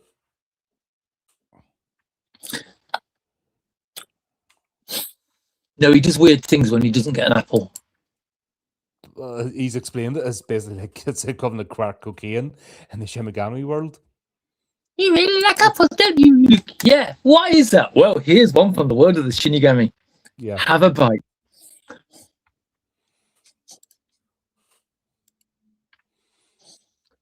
But anyway, we now know that one of the board members is Kira. It's the one with the spiky hair, and I love the way they just keep him out of shot. I gotta say, it's like I'm pretty sure we've even when they've been talking through the meetings, we've never seen his face before. I'll have to go back and check. Always kept him just out of shot, just a little bit of the hair, and blinking you miss him sort of thing. They've deliberately. It's actually very good art, and I was going to say camera work, but it's not. It's animation. It's very good artwork. That the way they've done that. If it was a live action, it'd be like very good camera work. You know, like just keep him out of frame. And he's there, and you just get the blur. But Actually, right. It's one of the things that anime, not just anime, all animation and films do the same. The director tells the cameraman or the animators what he wants to say. mm-hmm. So it's like they'll create a rough of a scene on a storyboard. How's that? No, it needs to be more out of shot, and they go and redraw it. Yeah, and that's what we're seeing here. So we know that the second person from the right is Kira, and we knew that the board, the chairman, was a misdirect. That was obvious, but just didn't know was Kira sitting in the background. We were going to get a scene where he talks to one of the board members, and directs him, or was he actually going to be in the board? Now we know he's in the board, and it's the second from the right with the hair. That has not been. This is the clearest he's been before seeing his actual face. I mean, they're sort of bringing it more into focus. Yeah, because in a way, the misdirect makes perfect sense. Because it's like none of them. It's the same as we do. It seems that none of the people who are actually in this meeting actually know which one of them is Kira. Yeah, that's the whole point. The only person they know isn't Kira is themselves. Mm-hmm.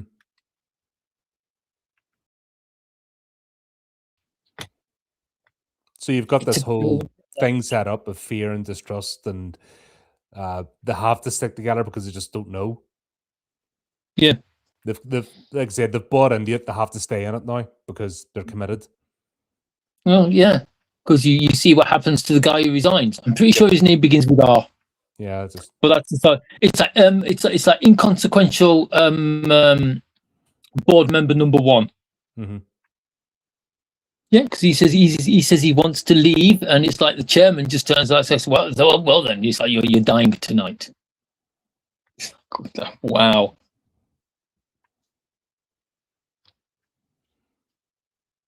Just even the fact that he said it, that was it. Game over. No, that's what happened. So obviously Misa, she's been briefed by Elle, and it's a performance. I mean, they act surprised at this point, act not surprised at that. I mean, the whole thing is it's all been planned out, what they're likely to ask and stuff, and how she's gonna basically lead the board to draw out Kira. That's the whole point of this. She's scarily good at what she does, isn't she? Mm-hmm. I mean, she's so good at playing like the bubble-headed teen idol. It's actually quite shocking when you actually see her just kind of like taking like blokes and bending them around her little finger. Yeah, but I think we'll twig that on from the very start that this was not. She's not in her head. She's actually, that makes her more dangerous. Because that whole head thing is so disarming that you can And this is where Light, I think, is not really taking her. He's disregarding her.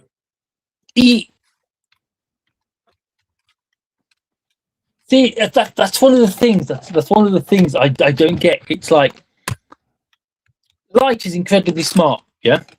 In fact, he's without a doubt the smartest guy in the entire thing. So why is he such an idiot at times? It must be self-confidence. It must be he's like he is the greatest. He is amazing. It's like the only person he's taken seriously so far is Al. Mm-hmm. But that's academia, isn't it?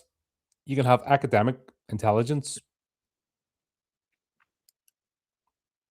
The intelligent quotient's IQ, but EQ is a different thing. Yeah. Or EI, is it? Emotional intelligence, emotional quotient. It's basically I've how well can you read people? How can you, it's the whole, once again, it's the personalities.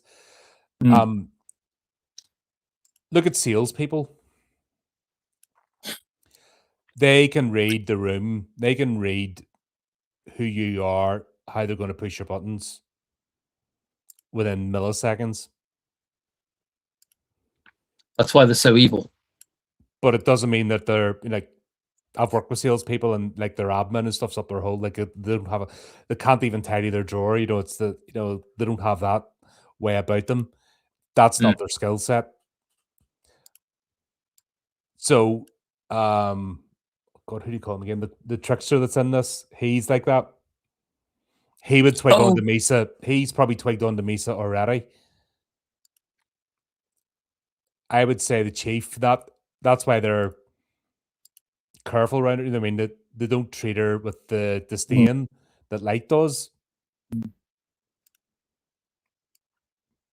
Because they understand. I think they understand her better. That's why they act the way they do with her. But Light just doesn't understand her, so he just treats her with complete disregard because intellectually he doesn't see her as an equal or whatever, because that's what he's all about. Elle brings that up, doesn't he? I'm not sure if it's in this episode or the next one.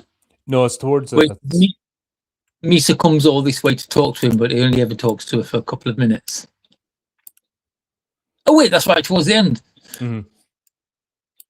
No, this is the bit where Rem gets involved. Because Rem doesn't know fully, because obviously Rem isn't privy to what the plan. Rem knows what the plan was to start, and he doesn't know if this is part of the plan. So Rem basically tears off a bit of the Death Note and presses it against Misa. The revealers, is it him or her? I can't tell with the voice. It's very, very androgynous. Rem's very androgynous. They call Rem he. I've got to be honest, I always thought Rem was a girl because of the voice. Yeah, it's hard. I think it's deliberate. I think it's just that, you're not meant to, but you're meant to be always questioning, if that makes sense. Which is for, I mean, it's nothing, doesn't upset me. It's just like, but Rem basically reveals themselves to Misa, gives Misa her memories back. Now, was that part of the script? I don't think so. I don't think that was part of Light's plan. No, I don't think it was. But then Rem says they're going to stand behind Kira, so you know exactly who Kira is.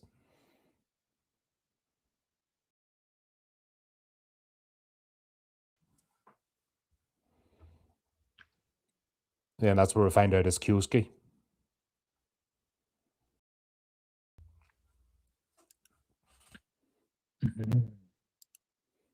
Actually, I think that is a really good use of Misa.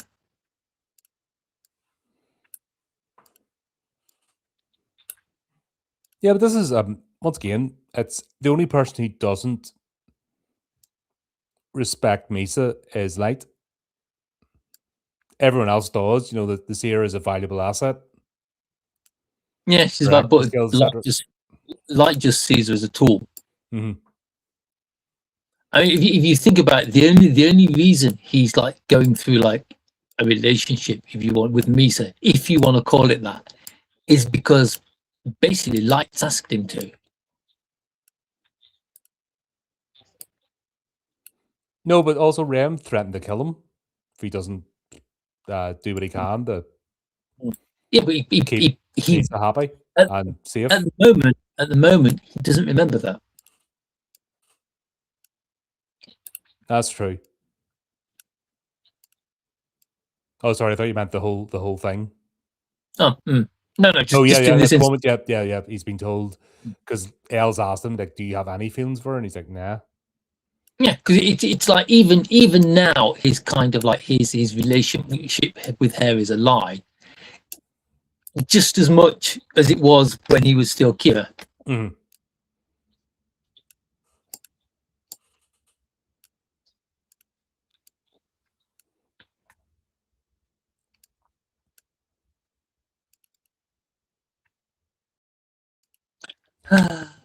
I can't like But his character.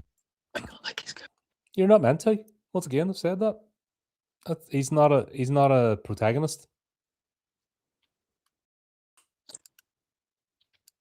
I'm pretty sure he's got a fan club, you know. Probably, yeah. Oh, aye. But he's not even an edgelord or anything. You know what I mean? He like I've got to be honest. He isn't cool, is he? He isn't. He comes across as being quite cool, but it's like when you actually get to actually to know Light, he's not cool. He's a nerd. Yeah, ultimately, it's all Not a in a good persona. way. No, it's all a persona. Yeah, and when he's has his powers, when he's Kira, he's not a nerd. He's just a massive dick. Yeah, he's a It's complete monster. I don't know why we're just not telling Chris to watch Death Note. To be quite honest. Well, it's not like if you want to explore anime, we post these up before, like at least 2 weeks before they go out, so that you can watch and join in the conversation. That's kind of the whole point of the live streams. People haven't. So we need to get Chris on board with anime so he can join in. That's anybody who's watching us right at the moment. There's quite a few people watching. I've got a wee counter up at the top showing, you know. Oh, just babbling as well. Oh, no. The whole point is why we schedule these ahead of time is obviously we're going to watch them. We're inviting you to watch them too and join in the commentary. You know what I mean? That's the whole point of the live chat, etc. Or else we just pre-record these and do reviews. I mean, the whole point of the live chat is to get the audience on board. I think more people are starting to twig on. Like some of the well, had a few people last time starting to join in. You know, who've watched it. Yeah. So it is happening. It's just, you know, we're still a small channel. But that's the whole point. This is for go to the YouTube channel, look at the upcoming streams, and you'll see everything we've coming up over the next month, basically. If there's something you're not too sure about, watch it. I did notice the next session of Death Note's up there. Yeah, I've done the next two. Yeah, right up the next. We've 2 more sessions before we finish this series. Only 2. Yep, believe it or not. I'm looking forward to the ending. I am really looking forward to the last episode because I may gloat. I do remember. There's this bit I'm obviously not going to talk about because there's even bits watching this again that I've forgotten about. And it's like you say, you watch a series for the first time, then you don't watch it for ages. You watch it again and you pick, because you already know what's going to happen, you pick up on so much more. Yeah, because you're not focusing, oh, what's next? You're sort of, oh, right, that's how they got there. So, yep.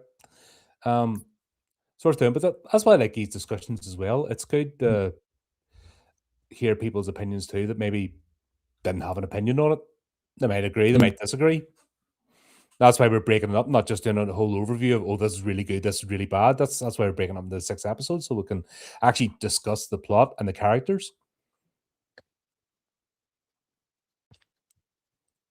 But Like, back to Misa. Misa's decided she's got her own plan. She's gonna take down Kira or bring them out because she's got the memories back, and she knows who Kira is. And even though she's been told, "Oh, you stay away to be safe," she's like, "Nah."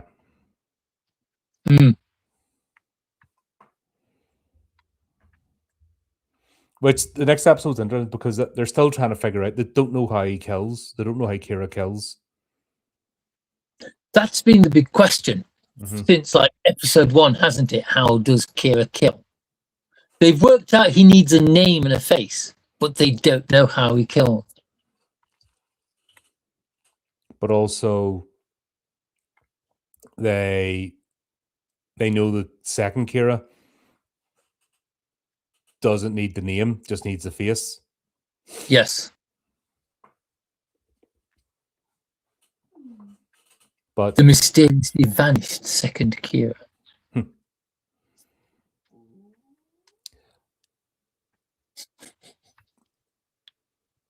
This is where Wendell, the butler, whatever his name, walks in with that massive great stack of cakes. Yep. And things are getting serious because Elle's now stacking them up and playing with them, and yeah. So is he bored? How bored have you got to be of cake before you start playing with them? I mean, to be quite honest, I'm far too busy eating cake to play with it because I'm not bored with cake yet.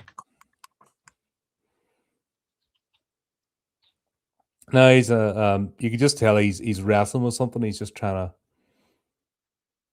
to figure it out. It's annoying him. I disapprove of using cake for thinking as well, especially as I have no cake. But this is where we start to see the fractures as well within the board, because now members are breaking off. Yeah, they're all kind of forming their own little cliques within the board, aren't they? Mm-hmm. Which is funny because there's only 7 people, but yeah, within 7 people you can have different cliques.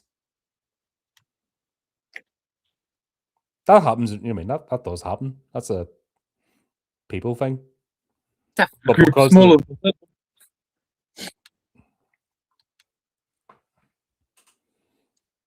It's.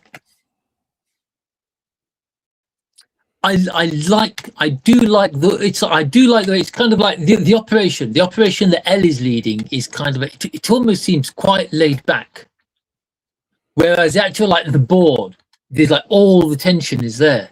Mm-hmm. I kind of wish they played on that more, and there'd be kind of like a subplot of various members of the board working against each other. There kind of is, but they keep it hidden in the background and don't actually show much of it. I don't think they want this to go on too long. You know what I mean?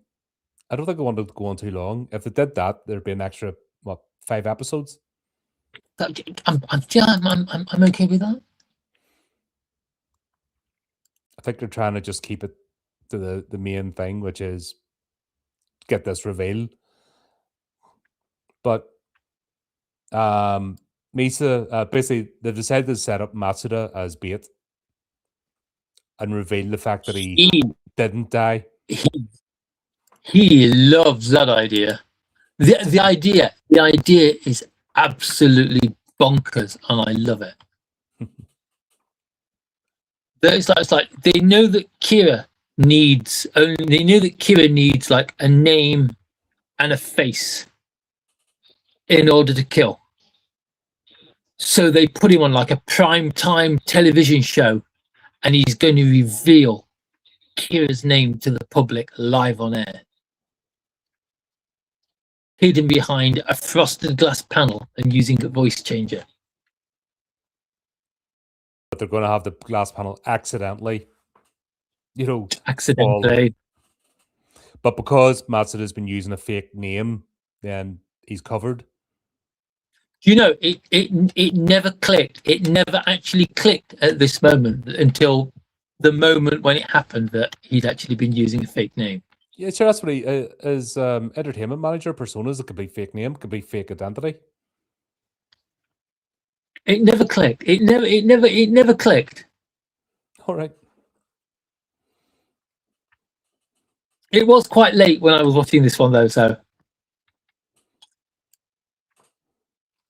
But this but is I when like, uh, Misa's plan goes into action as well. She has one of her Playboy bunny types, one of her agency assistants, swap clothes with her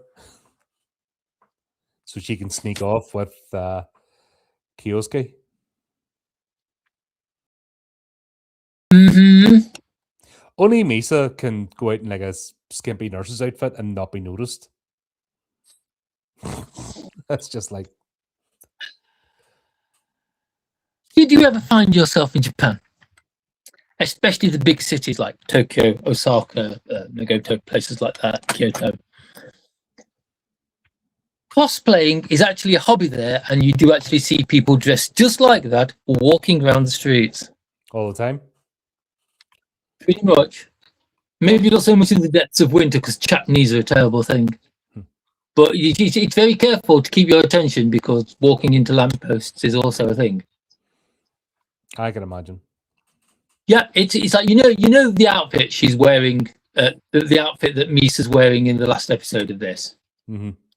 You know, Misa-chan, what are you wearing? You see people wearing those hanging around in like shady corners of parks. Okay.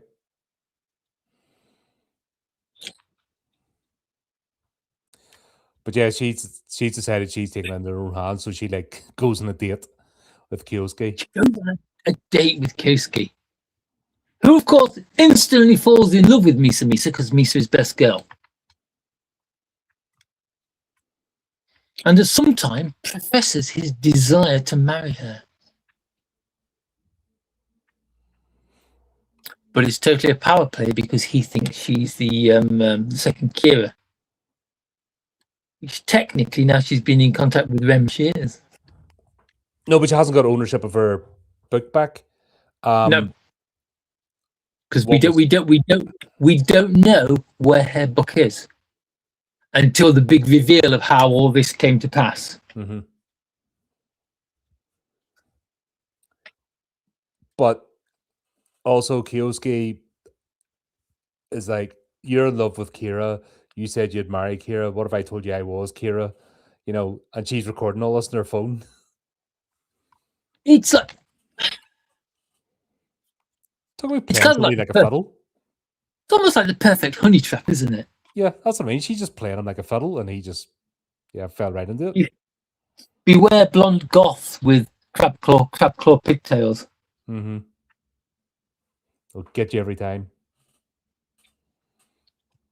Misa is best girl. As an anime fan, you're allowed to have a best girl in every series. Fair play. It's not cheating, honestly. But yeah. Now we have this whole setup of the TV broadcast, and Elle basically presses the right. You need to ring Kiyosuke at this time. We've narrowed down. This is Kira. Blah blah blah. This whole thing plays out. I've got to be honest. I really like this episode. This is where it's all. You know what I mean? This is where the plan with the board is coming. You know what I mean? It's when it steps away from. We know the game's been played between Light and Elle, but this is a bit of a respite from it. Because we need another focus, and that needs to be resolved soon. Because it does drag the series down. Like you've said, it's just too much of it. It's no, I'm not going to start off on that again. No, but you know what I mean. I don't disagree with you. Yes, there is. For people who didn't watch, there are 2 episodes of this which I think stretch out far too long. But it's like Colin came back and said that it was like they're supposed to stretch out that long because it's like it's supposed to, like, the events of the 2 episodes take place over like 2 months, and they wanted the audience to feel the length of time. Mm-hmm. They do it very well, in my opinion, a little bit too well. But then again, If you didn't care, you wouldn't be Mm. invested. That's the right. This is. I mean, it's like I don't think which anime should I watch first. I think this is a if you want to get into horror anime, I think Death Note is one of the contenders. Just don't watch the movie. It's like we've been waiting so long. With our anime fans have been waiting so long for another series of this. They gave us a movie instead, which nobody asked for, and definitely no one deserved. Apparently, I've never seen it. Well, you're going to. By March, you'll be watching this movie with me and going, "What the fuck? What the actual fuck is this?" I don't know. I don't know why, and I apologize if this comes across as being insensitive. But every time he says that, it feels like I'm getting a cancer diagnosis. Sometimes some of these things that we watch feel like that. Some things are that painful. Oh. But anyway, we've got this whole right. It's all set up. He gets a call. He's going to get wound up. This is happening. He knows he's about to get revealed. It's like, Yoshi, you need to turn on the television now, Sakura Channel. You know from the fact it's actually called Sakura Channel, you already know it's going to be like the televised version of the Sunday Sport. Mm-hmm. You know, I get that impression. Wreckage of World War II bomber found on moon. Man marries lettuce that is a reincarnation of Marilyn Monroe. 3 days later, he got hungry and ate his wife. It was terrible. You know it's going to be one of these like dross channels.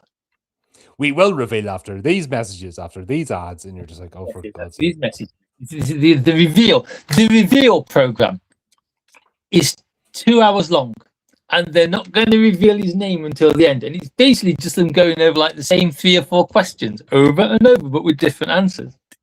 That's why I hate TV. Yeah. It's like I suffer from this when you're you're there on your phone and you've got nothing to do and you just like kind of like doom scrolling, and you see a story that interests you and it's like, oh, it's like accept all our cookies, yeah, why not? And then you get halfway through the story and it's like, haha, now like and subscribe and give us your bank details. Don't need to know that much. Yeah, get the. What was it? What was the last thing? Everyone's like going to me, are you watching the Jake Paul fight? I'm like, no, I'll just wait the internet. Why am I going to waste my time staying up in the morning and watching that and paying for it? Where I can just just go to bed, sleep soundly, and wait for the internet to tell me the next day. Check. Then I've got to be honest. It's like you said Jake Paul. For some reason, I had RuPaul. No, I've more respect for RuPaul. I've got to be quite honest. This is probably quite shameful. I have no idea who that is. He's one of the early dipshit YouTubers, him and his brother. And he's taken up. He's the one that had the fight with Mike Tyson. Oh, yeah. Oh, okay, yeah. So he actually then went and had a fight with like a proper boxer, Anthony Joshua. Oh, wow. And wow. Yeah, he's getting all the big lists. I'm like, what the fuck? Everyone's like getting excited. I'm like, really? Just why would you give this arsehole the time of your day? Just wait for it to go on the internet and then laugh. And sure enough, he got smacked around. It was hilarious. He got his jaw broke, and you just saw his face, when he realized that death was coming. It was the end. Exactly.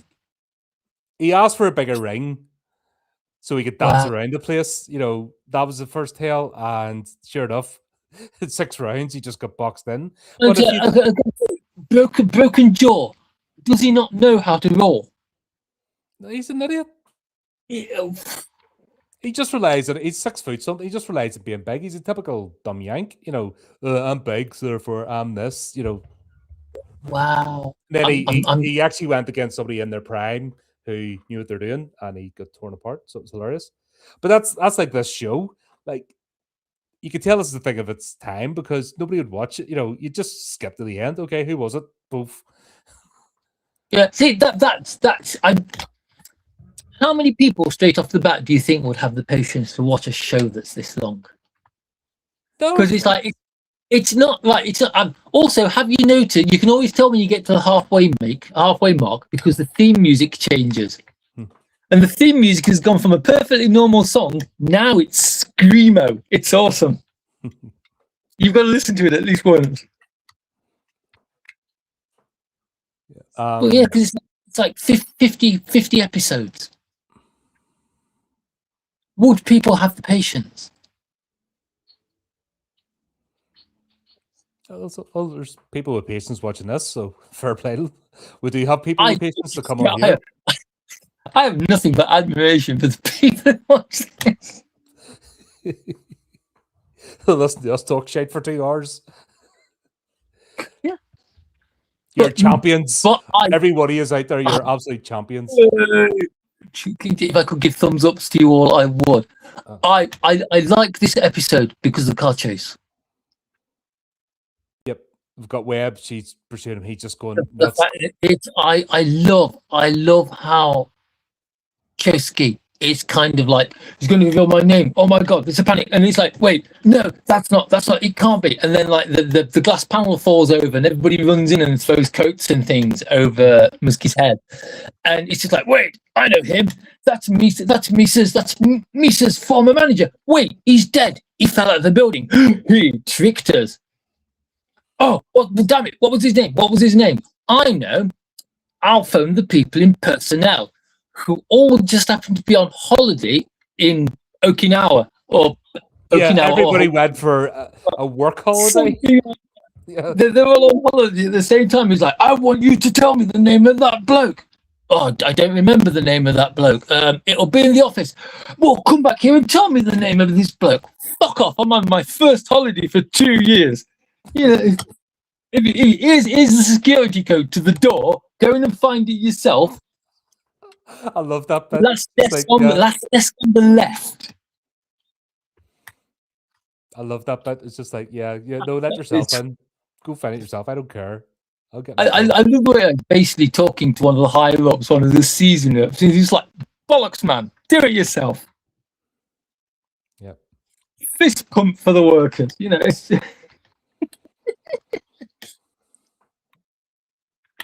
But we'll have to. This is where things start to get revealed because they hear him talking now in the car. I love the way it's like he's going like it's like such and such Rem. And it's like, who's Rem? Who's he talking to? He's like, does he have a radio in the car? Nope, no radio. I like the way they managed to like wiretap and put cameras in every single one of his 6 cars, and he's never noticed. Mm-hmm. There's no radio in there. Who's this Rem then? Is he talking to himself? And Elle's like, maybe he's talking to a Shinigami. I love the fact that he hasn't forgotten that. Yeah, because that blew his mind. That is still one of the weirdest reactions in this. But if you're considering something that happens in the next episode. Yeah, but if you're completely logical and you think the world's a certain way and all of a sudden you're told it's not, that's going to mess with you. But when you realize it is, he just snaps back and, oh, right, it is, and he factors in. You know, it's like a line of code having a wrong line, you know what I mean? And sort of glitches. Yeah. So the line of code is, it was never Shimigami exists. So that blipped them. But then once that got inserted in, Shimigami exists, it's just the subroutine ran again. Because let's be honest, L is a computer.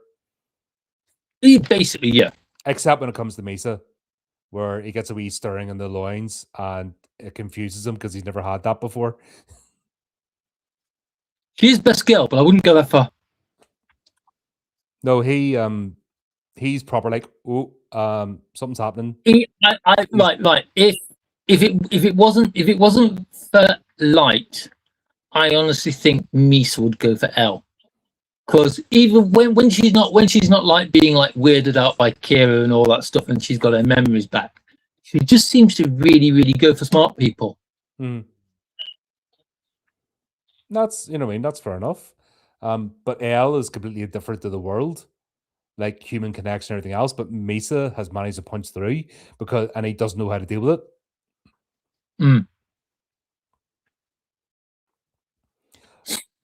But this is all the build up. Basically, they're chasing them down.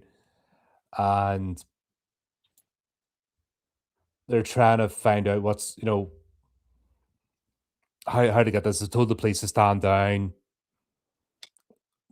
Kioski's just on an absolute rampage. Like he's prepared to run people over. He doesn't care. I like the bit before this when he's in the office and he finds his details, and it's like he pulls out the death note, writes the name in the name on the employment form in the death note, closes the death note, puts it back in his briefcase. It's like he's not going to kill him. He's just written his name down. Does that mean he's going to go back home and kill him?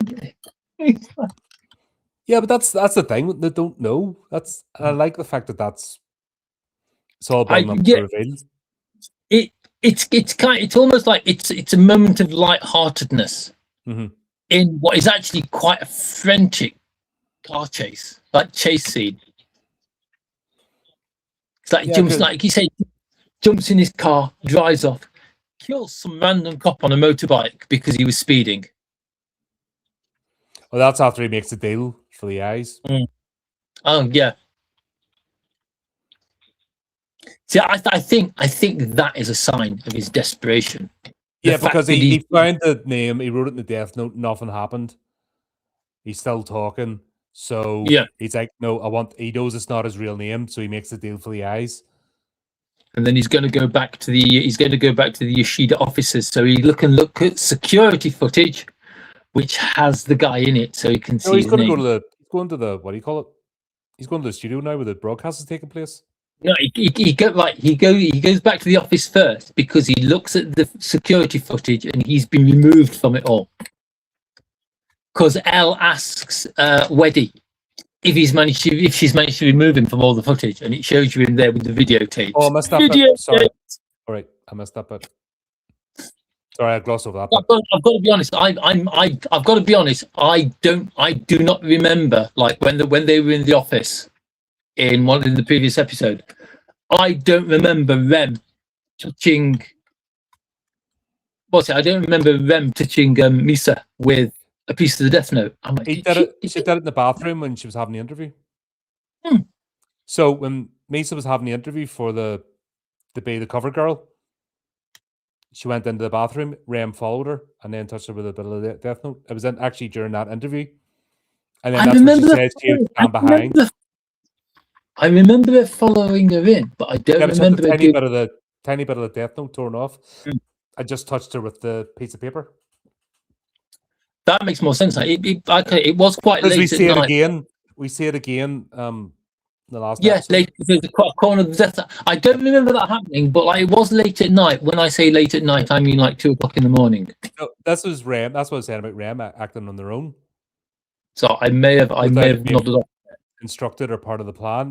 This is Rem deciding I need to speak to Misa and let Misa know what's happening.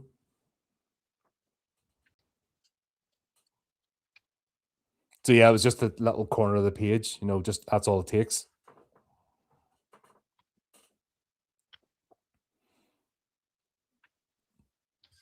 But yeah, that the thought of having to watch that TV show is a bit much for me. I'm like, no. But the whole build up, the fact that they're going to reveal Kira's name. Oh, it'll be all over the papers and the internet tomorrow. I'll get some sleep. I'll find out in the morning. I'm not mostly involved. That's what most of us are like. I don't need to. Sometimes you just don't need to know first. But obviously for Kioski, yeah, he's freaking out because just the whole thing, the whole environment, everything, and he's somebody that's never been told no in his life. He's a sleaze bucket. Basically, he's a kind of like he's another incarnation of light, isn't he? Because light is light because of his bringing, L is L because of his upbringing. So like Kioski's Kioski because of his upbringing. Yep, nature versus nurture. It's the eternal question. And then what happens to somebody when they get handed ultimate power? Power corrupts. Total power corrupts. Totally. Yep. But I like the fact that Aizawa comes back. This it's almost a fist bump moment. This is Mhm. the fact that he's racing along, being chased by like the special unit and the chief and Light and Ella in a helicopter, because apparently Elle can fly a helicopter. Not only that, but apparently his butler, Alfred, or whatever his name is a crack shot with a sniper rifle. Not just a sniper, but a helicopter sniper. We may as well call him Alfred, because that's basically who he is. That's what they're playing. And I can't remember his name, even though it begins with W and is something like Wenlock. Yeah. But yeah, it's basically helicopter snipers. You know, only the movies produce those that you can snipe from a helicopter. Like I thought I got to be honest. I thought sniping from the things I've read and the things I've seen. I thought sniping from a helicopter involved a minigun. that would make more sense. Because with the amount of vibration, you need like coverage. Yeah, it's only the movies. Like that's not, you know what I mean? It's just, mind you, I've seen people like tranquilize animals from helicopters, and they get really, really low and really, really close. Yeah, and there are things like rhinos or elephants. They're not elephants, you know, sizable tails. Yeah, they don't do like small things and fast things. It's like big, something the big side, you know. So it seems like I'm just gonna take a shot at this blue whale from this helicopter. But it's just like I love the fact it's been revealed before, but all you need to protect yourself from Kira, from like the Shinigami Eye's ability to see your name above your head, is some kind of headwear. Yeah. It's like, does that mean if I've got my father's old flat cap and put that on, I'm immune to death? Yeah, as long as you cover your face, it's their face, the person's face must be in your mind. You know, that's the whole point. You need to see your face. Yeah, so the Shinigami Eyes lets you see the true name. Lets you see the face and the name. I love the fact that when Kirsky gets to the building, gets like to the studio, there's no one in security. That's just going to make it easier for me to get in. Goes into the studio. Yeah, goes into the studio. No audience, no one behind the cameras, no one behind the glass panel. It's a couple of mannequins and recorded voices. I love that. I absolutely love that the guy is so frantic on taking this guy out. He basically walks into the perfect trap. But that was the point of winding him up. That was the point of putting all the things in place to get him into that state. Because if you're in a emotional frenzy state, you're going to make mistakes. Your logic, you know, your normal logic goes out the window. So it was perfectly executed, and he fell right into it. The culmination, not the culmination of that, where he walks into the empty studio, was just so satisfying. It was kind of like, oh yes, that feels good.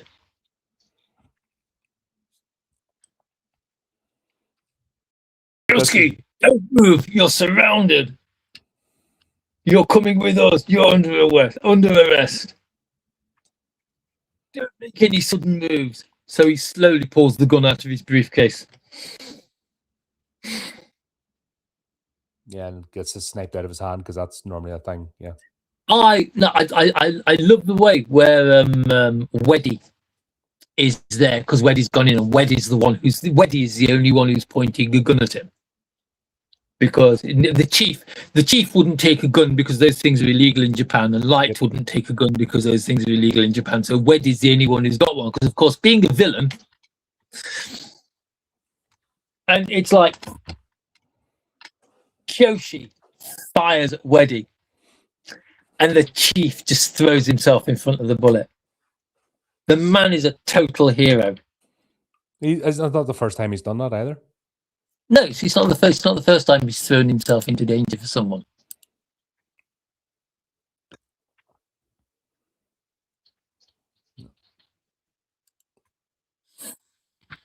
Yeah, but then obviously Revival. This is where we're getting right back on track again. You know, this sort of story arc's coming to a close, and we're, I think, going into the final confrontation.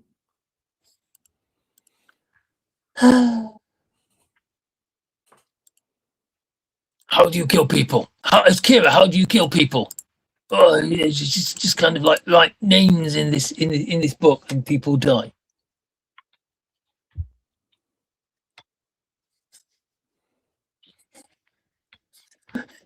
What this book says, Chief, picks up the Death Note. Proceeds to absolutely brick himself because he sees Rem. I love it when Aizawa does the same thing. What's wrong? You're okay, Chief. Picks it up. Ah, you know. So I thought this was going to be quite a light-hearted episode when it started like that. I think we're setting this up because obviously the note gets brought across the helicopter. Elle touches it, sees Rem, and his eyes widen. His reaction because his eyes widen. But apart from that, there was no reaction whatsoever. I think, apart from the way he goes, so as he says something along the lines of, "So they do exist." Yeah, I think something. No way, he's got like a computer brain. I think if we go right back to when Misa, as the second Kira, put it on the broadcast that we can show each other our Shimagamis, and he had the meltdown then. I think it's been factored in that this is a possibility. I think that moment it became a possibility. This could actually be true. And it's been worrying about in the back of his brain. So when he finally Shinigami, exist, (Y/N). Yes. Yep, and that's just change the N to a Y. There you go, the code has been fixed. Yeah, that's what I mean. And I think that just his eyes widen. Okay, yep, that bit of code goes, yes. Shimigami existence equals Y. Carry, go to. Sorry. But yeah, so I was really surprised. I was slightly gobsmacked by his absolute non-reaction to the fact that there's like 9 foot tall humanoid creature that he couldn't see a moment ago. Yeah, but I think that the idea was in there planted, and he's always considered it as part, a possibility. So this just made him go, right. And then light takes the book off him, and his punchable. All of a sudden, his punchable face comes back. Yep, just that. Whoa, everything comes back to him. All his memories. And then we get this is when we get the reveal of this is when we get the reveal of everything that had happened before he gave up being Kira and before Misa gave up being Kira. Mm-hmm.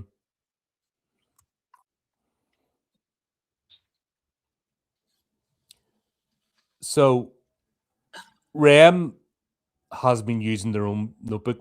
Rem's actually been using Ryuk's notebook this whole time.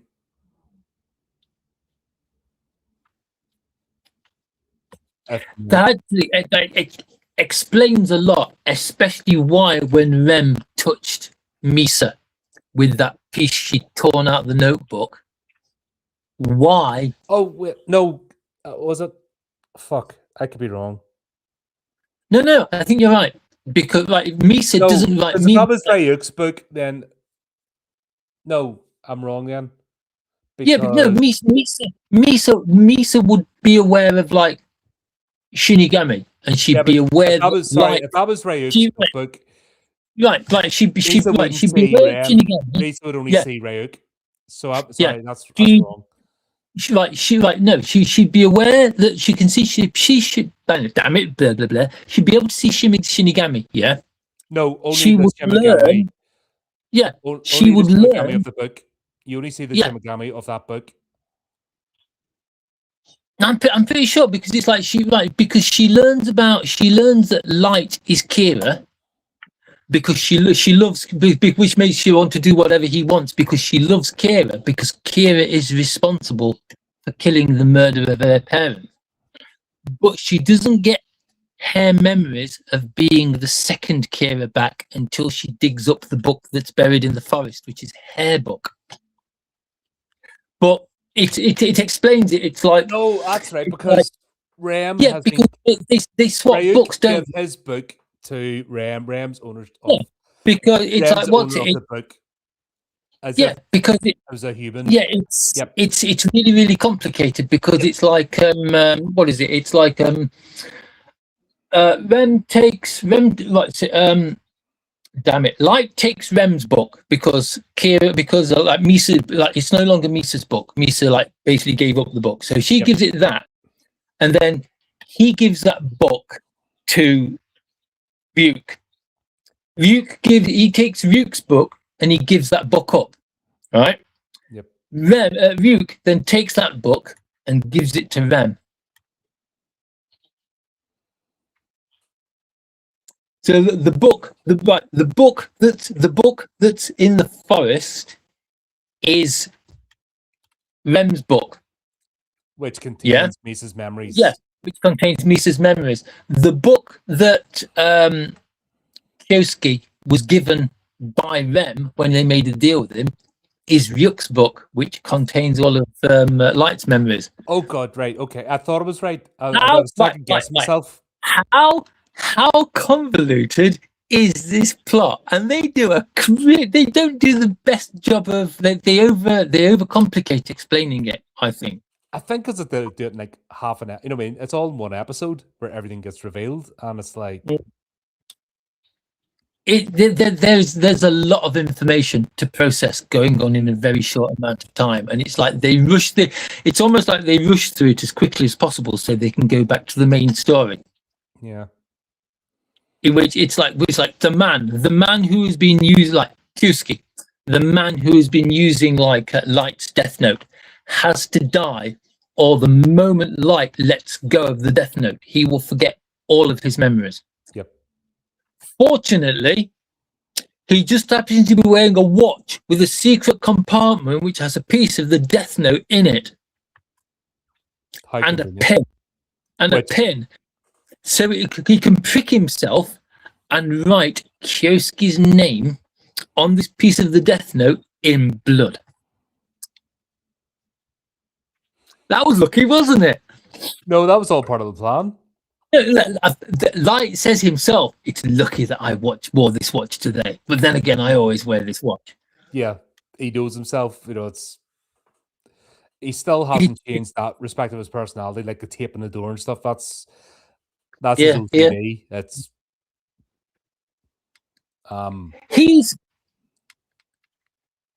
I think like the few times like Light as Kira is almost tripped up is because Light is a creature of habit. He makes plans that everything is planned out. It's like he's got the world's worst OCD. Everything has to be done the same day in the same order. Everything has to be the same. The few times he's been caught out is when something random has hit him. Yeah, the best chance being when Misa turned up because he just didn't know how to react to that. And the fact that Misa is controllable now, yes, as in she doesn't have her memories back. She's no longer the agent of chaos. She's actually like both their personalities change with the because basically part of their personality's been hidden away. So he's been able to easily deal with Misa. Now that Misa's got her full memories back, I don't think that's going to be as easy. I can't remember how Misa turns out. I actually can't remember exactly how it turns out with this, but I know the very end scene. I remember it. This is a bit of a blur, so I'm actually revisiting. I'll not remember when I watch it, but I'm revisiting this all again. One of the things that shocked me, kind of, but didn't really shock me in this, is the fact that the moment Misa gets her memories back, she instantly makes a deal with Ryuk to get Shinigami eyes, halving what's left of her life. Which, again, the fact that she lost, she didn't regain the Shinigami eyes, is an interesting one. I don't know about that. One-off deal. It's like warranty void if lose book or let go of the book. Yeah, But because also, they lose all their powers and all their memories. So again, the Shinigami eyes must be something that's linked to the book. yep, and during the You've got ownership of it, it's a shitty deal, isn't it? it is. But But it's the bit where she I can't this one of those she loses it and like I made a deal and it's like you've made it, but I want to spend a long time living with you in our perfect world. At which point I wanted to punch him again. I've got to be quite honest. but I don't think they understand. I don't. Misa doesn't have a human lifespan. It's like it's never As explained whether or Shimigami's. not.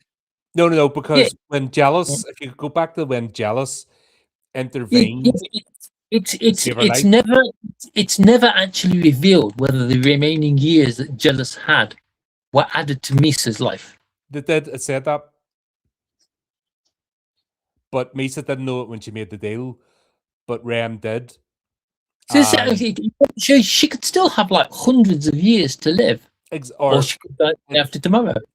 the question is though, how many lives did Jealous take while he was watching Misa? Did he do enough?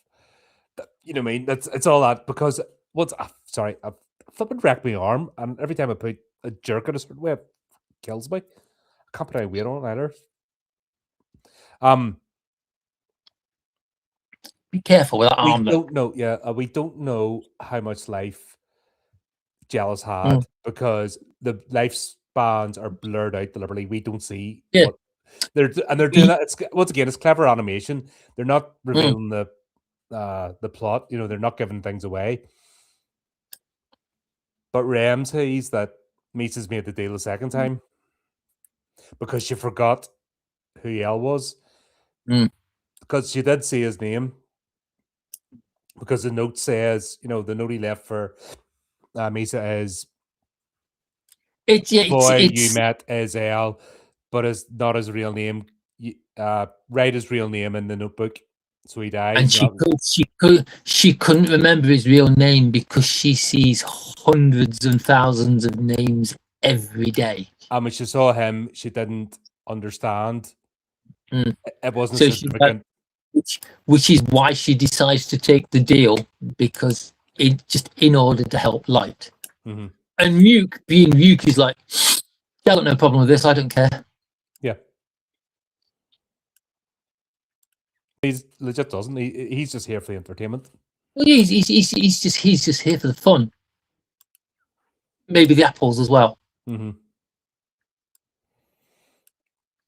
But it's good. It's good. But it's the fact that we've gone back to like old-fashioned Light did make me twitch. But what did you think was going to happen? No, it's just back to it's always going to happen. We're back to the aha. You knew that I knew, but I knew that you knew MacGuffins again. But I think, do you want me to spoil it? No, it's all. I know what happened. I know what's coming up next. Yeah, so we're near the end. As I said, we're near the end of that. That's not going to go on for the full. This is like the end. The third act is not L versus Light. The third act is Light trying to build his utopia and what happens after. There's no such thing as utopia. Utopia is an impossibility. But that doesn't matter if you're ideologically driven. You'll do it anyway, even if it's impossible. You don't care because you believe. Once again, if you believe you're morally right, you will do the most horrible things because you believe it's justified. This is what Light. This is who Light is. There's an arc in Akira that is very like that. Unfortunately, when they made the movie, it hadn't been written yet. So it's not in the anime. Still need to get that box set. The Tokyo Empire arc. It's very nice. But you know what I mean? It stays closed with magnets. But yeah, I like the bit where Misa uses the same trick that Rem did, presses the bit of notebook against the Light so he can Yes, so you can see Yuke.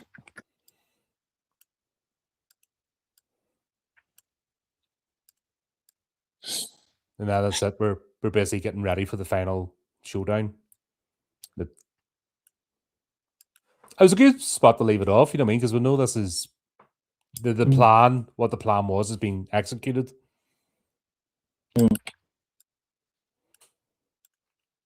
I think I'm not as upset as you because I do know this part of the story we're not getting 37 episodes of this because it would be unbearable. 37 of light and L button constantly kind of like edging each other would be absolutely intolerable. I couldn't do that.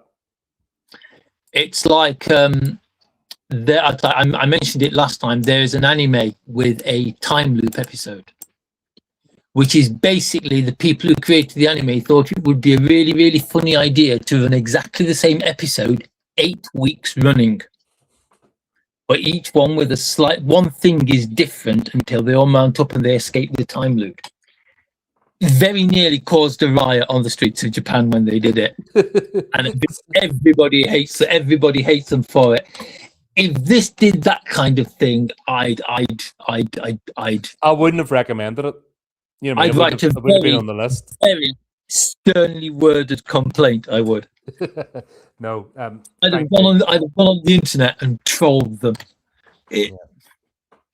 But yeah, it's like, oh god. No, it's not going to be that. Any anime directors who are watching this, please don't do that again. No, it's the Melancholy of Suzu Haramiya is absolutely brilliant, but you just tend to skip 8 episodes in the middle of it, or watch the first one. Watch the first one, skip to the end. Yep. Watch the first one of the time slips. Don't bother with the other ones. Just watch the last 5 minutes of the last one to find out how they get out, and just carry on with the series. Fair enough. Making a second series of it after like 12 years. That's not bad. That's good for anime. See, anime is a hobby that requires patience, because the longest I've waited for a series 2 of something is 19 years. 19, nearly 2 decades between season 1 and season 2. Well, we're not going to have to wait that long, because 2 weeks we're back. 2 weeks we're back in this again. So, yep. Like I said, folks, go to the channel, look at our upcoming streams. Everything's streamed ahead. You can catch up and take part in the conversation, because that's what it's all about here. But there you go. Flea, thanks as always. And just as you say, until next time, keep up to date with the channel, do the technical things, and remember to keep it creepy, keep it horrific.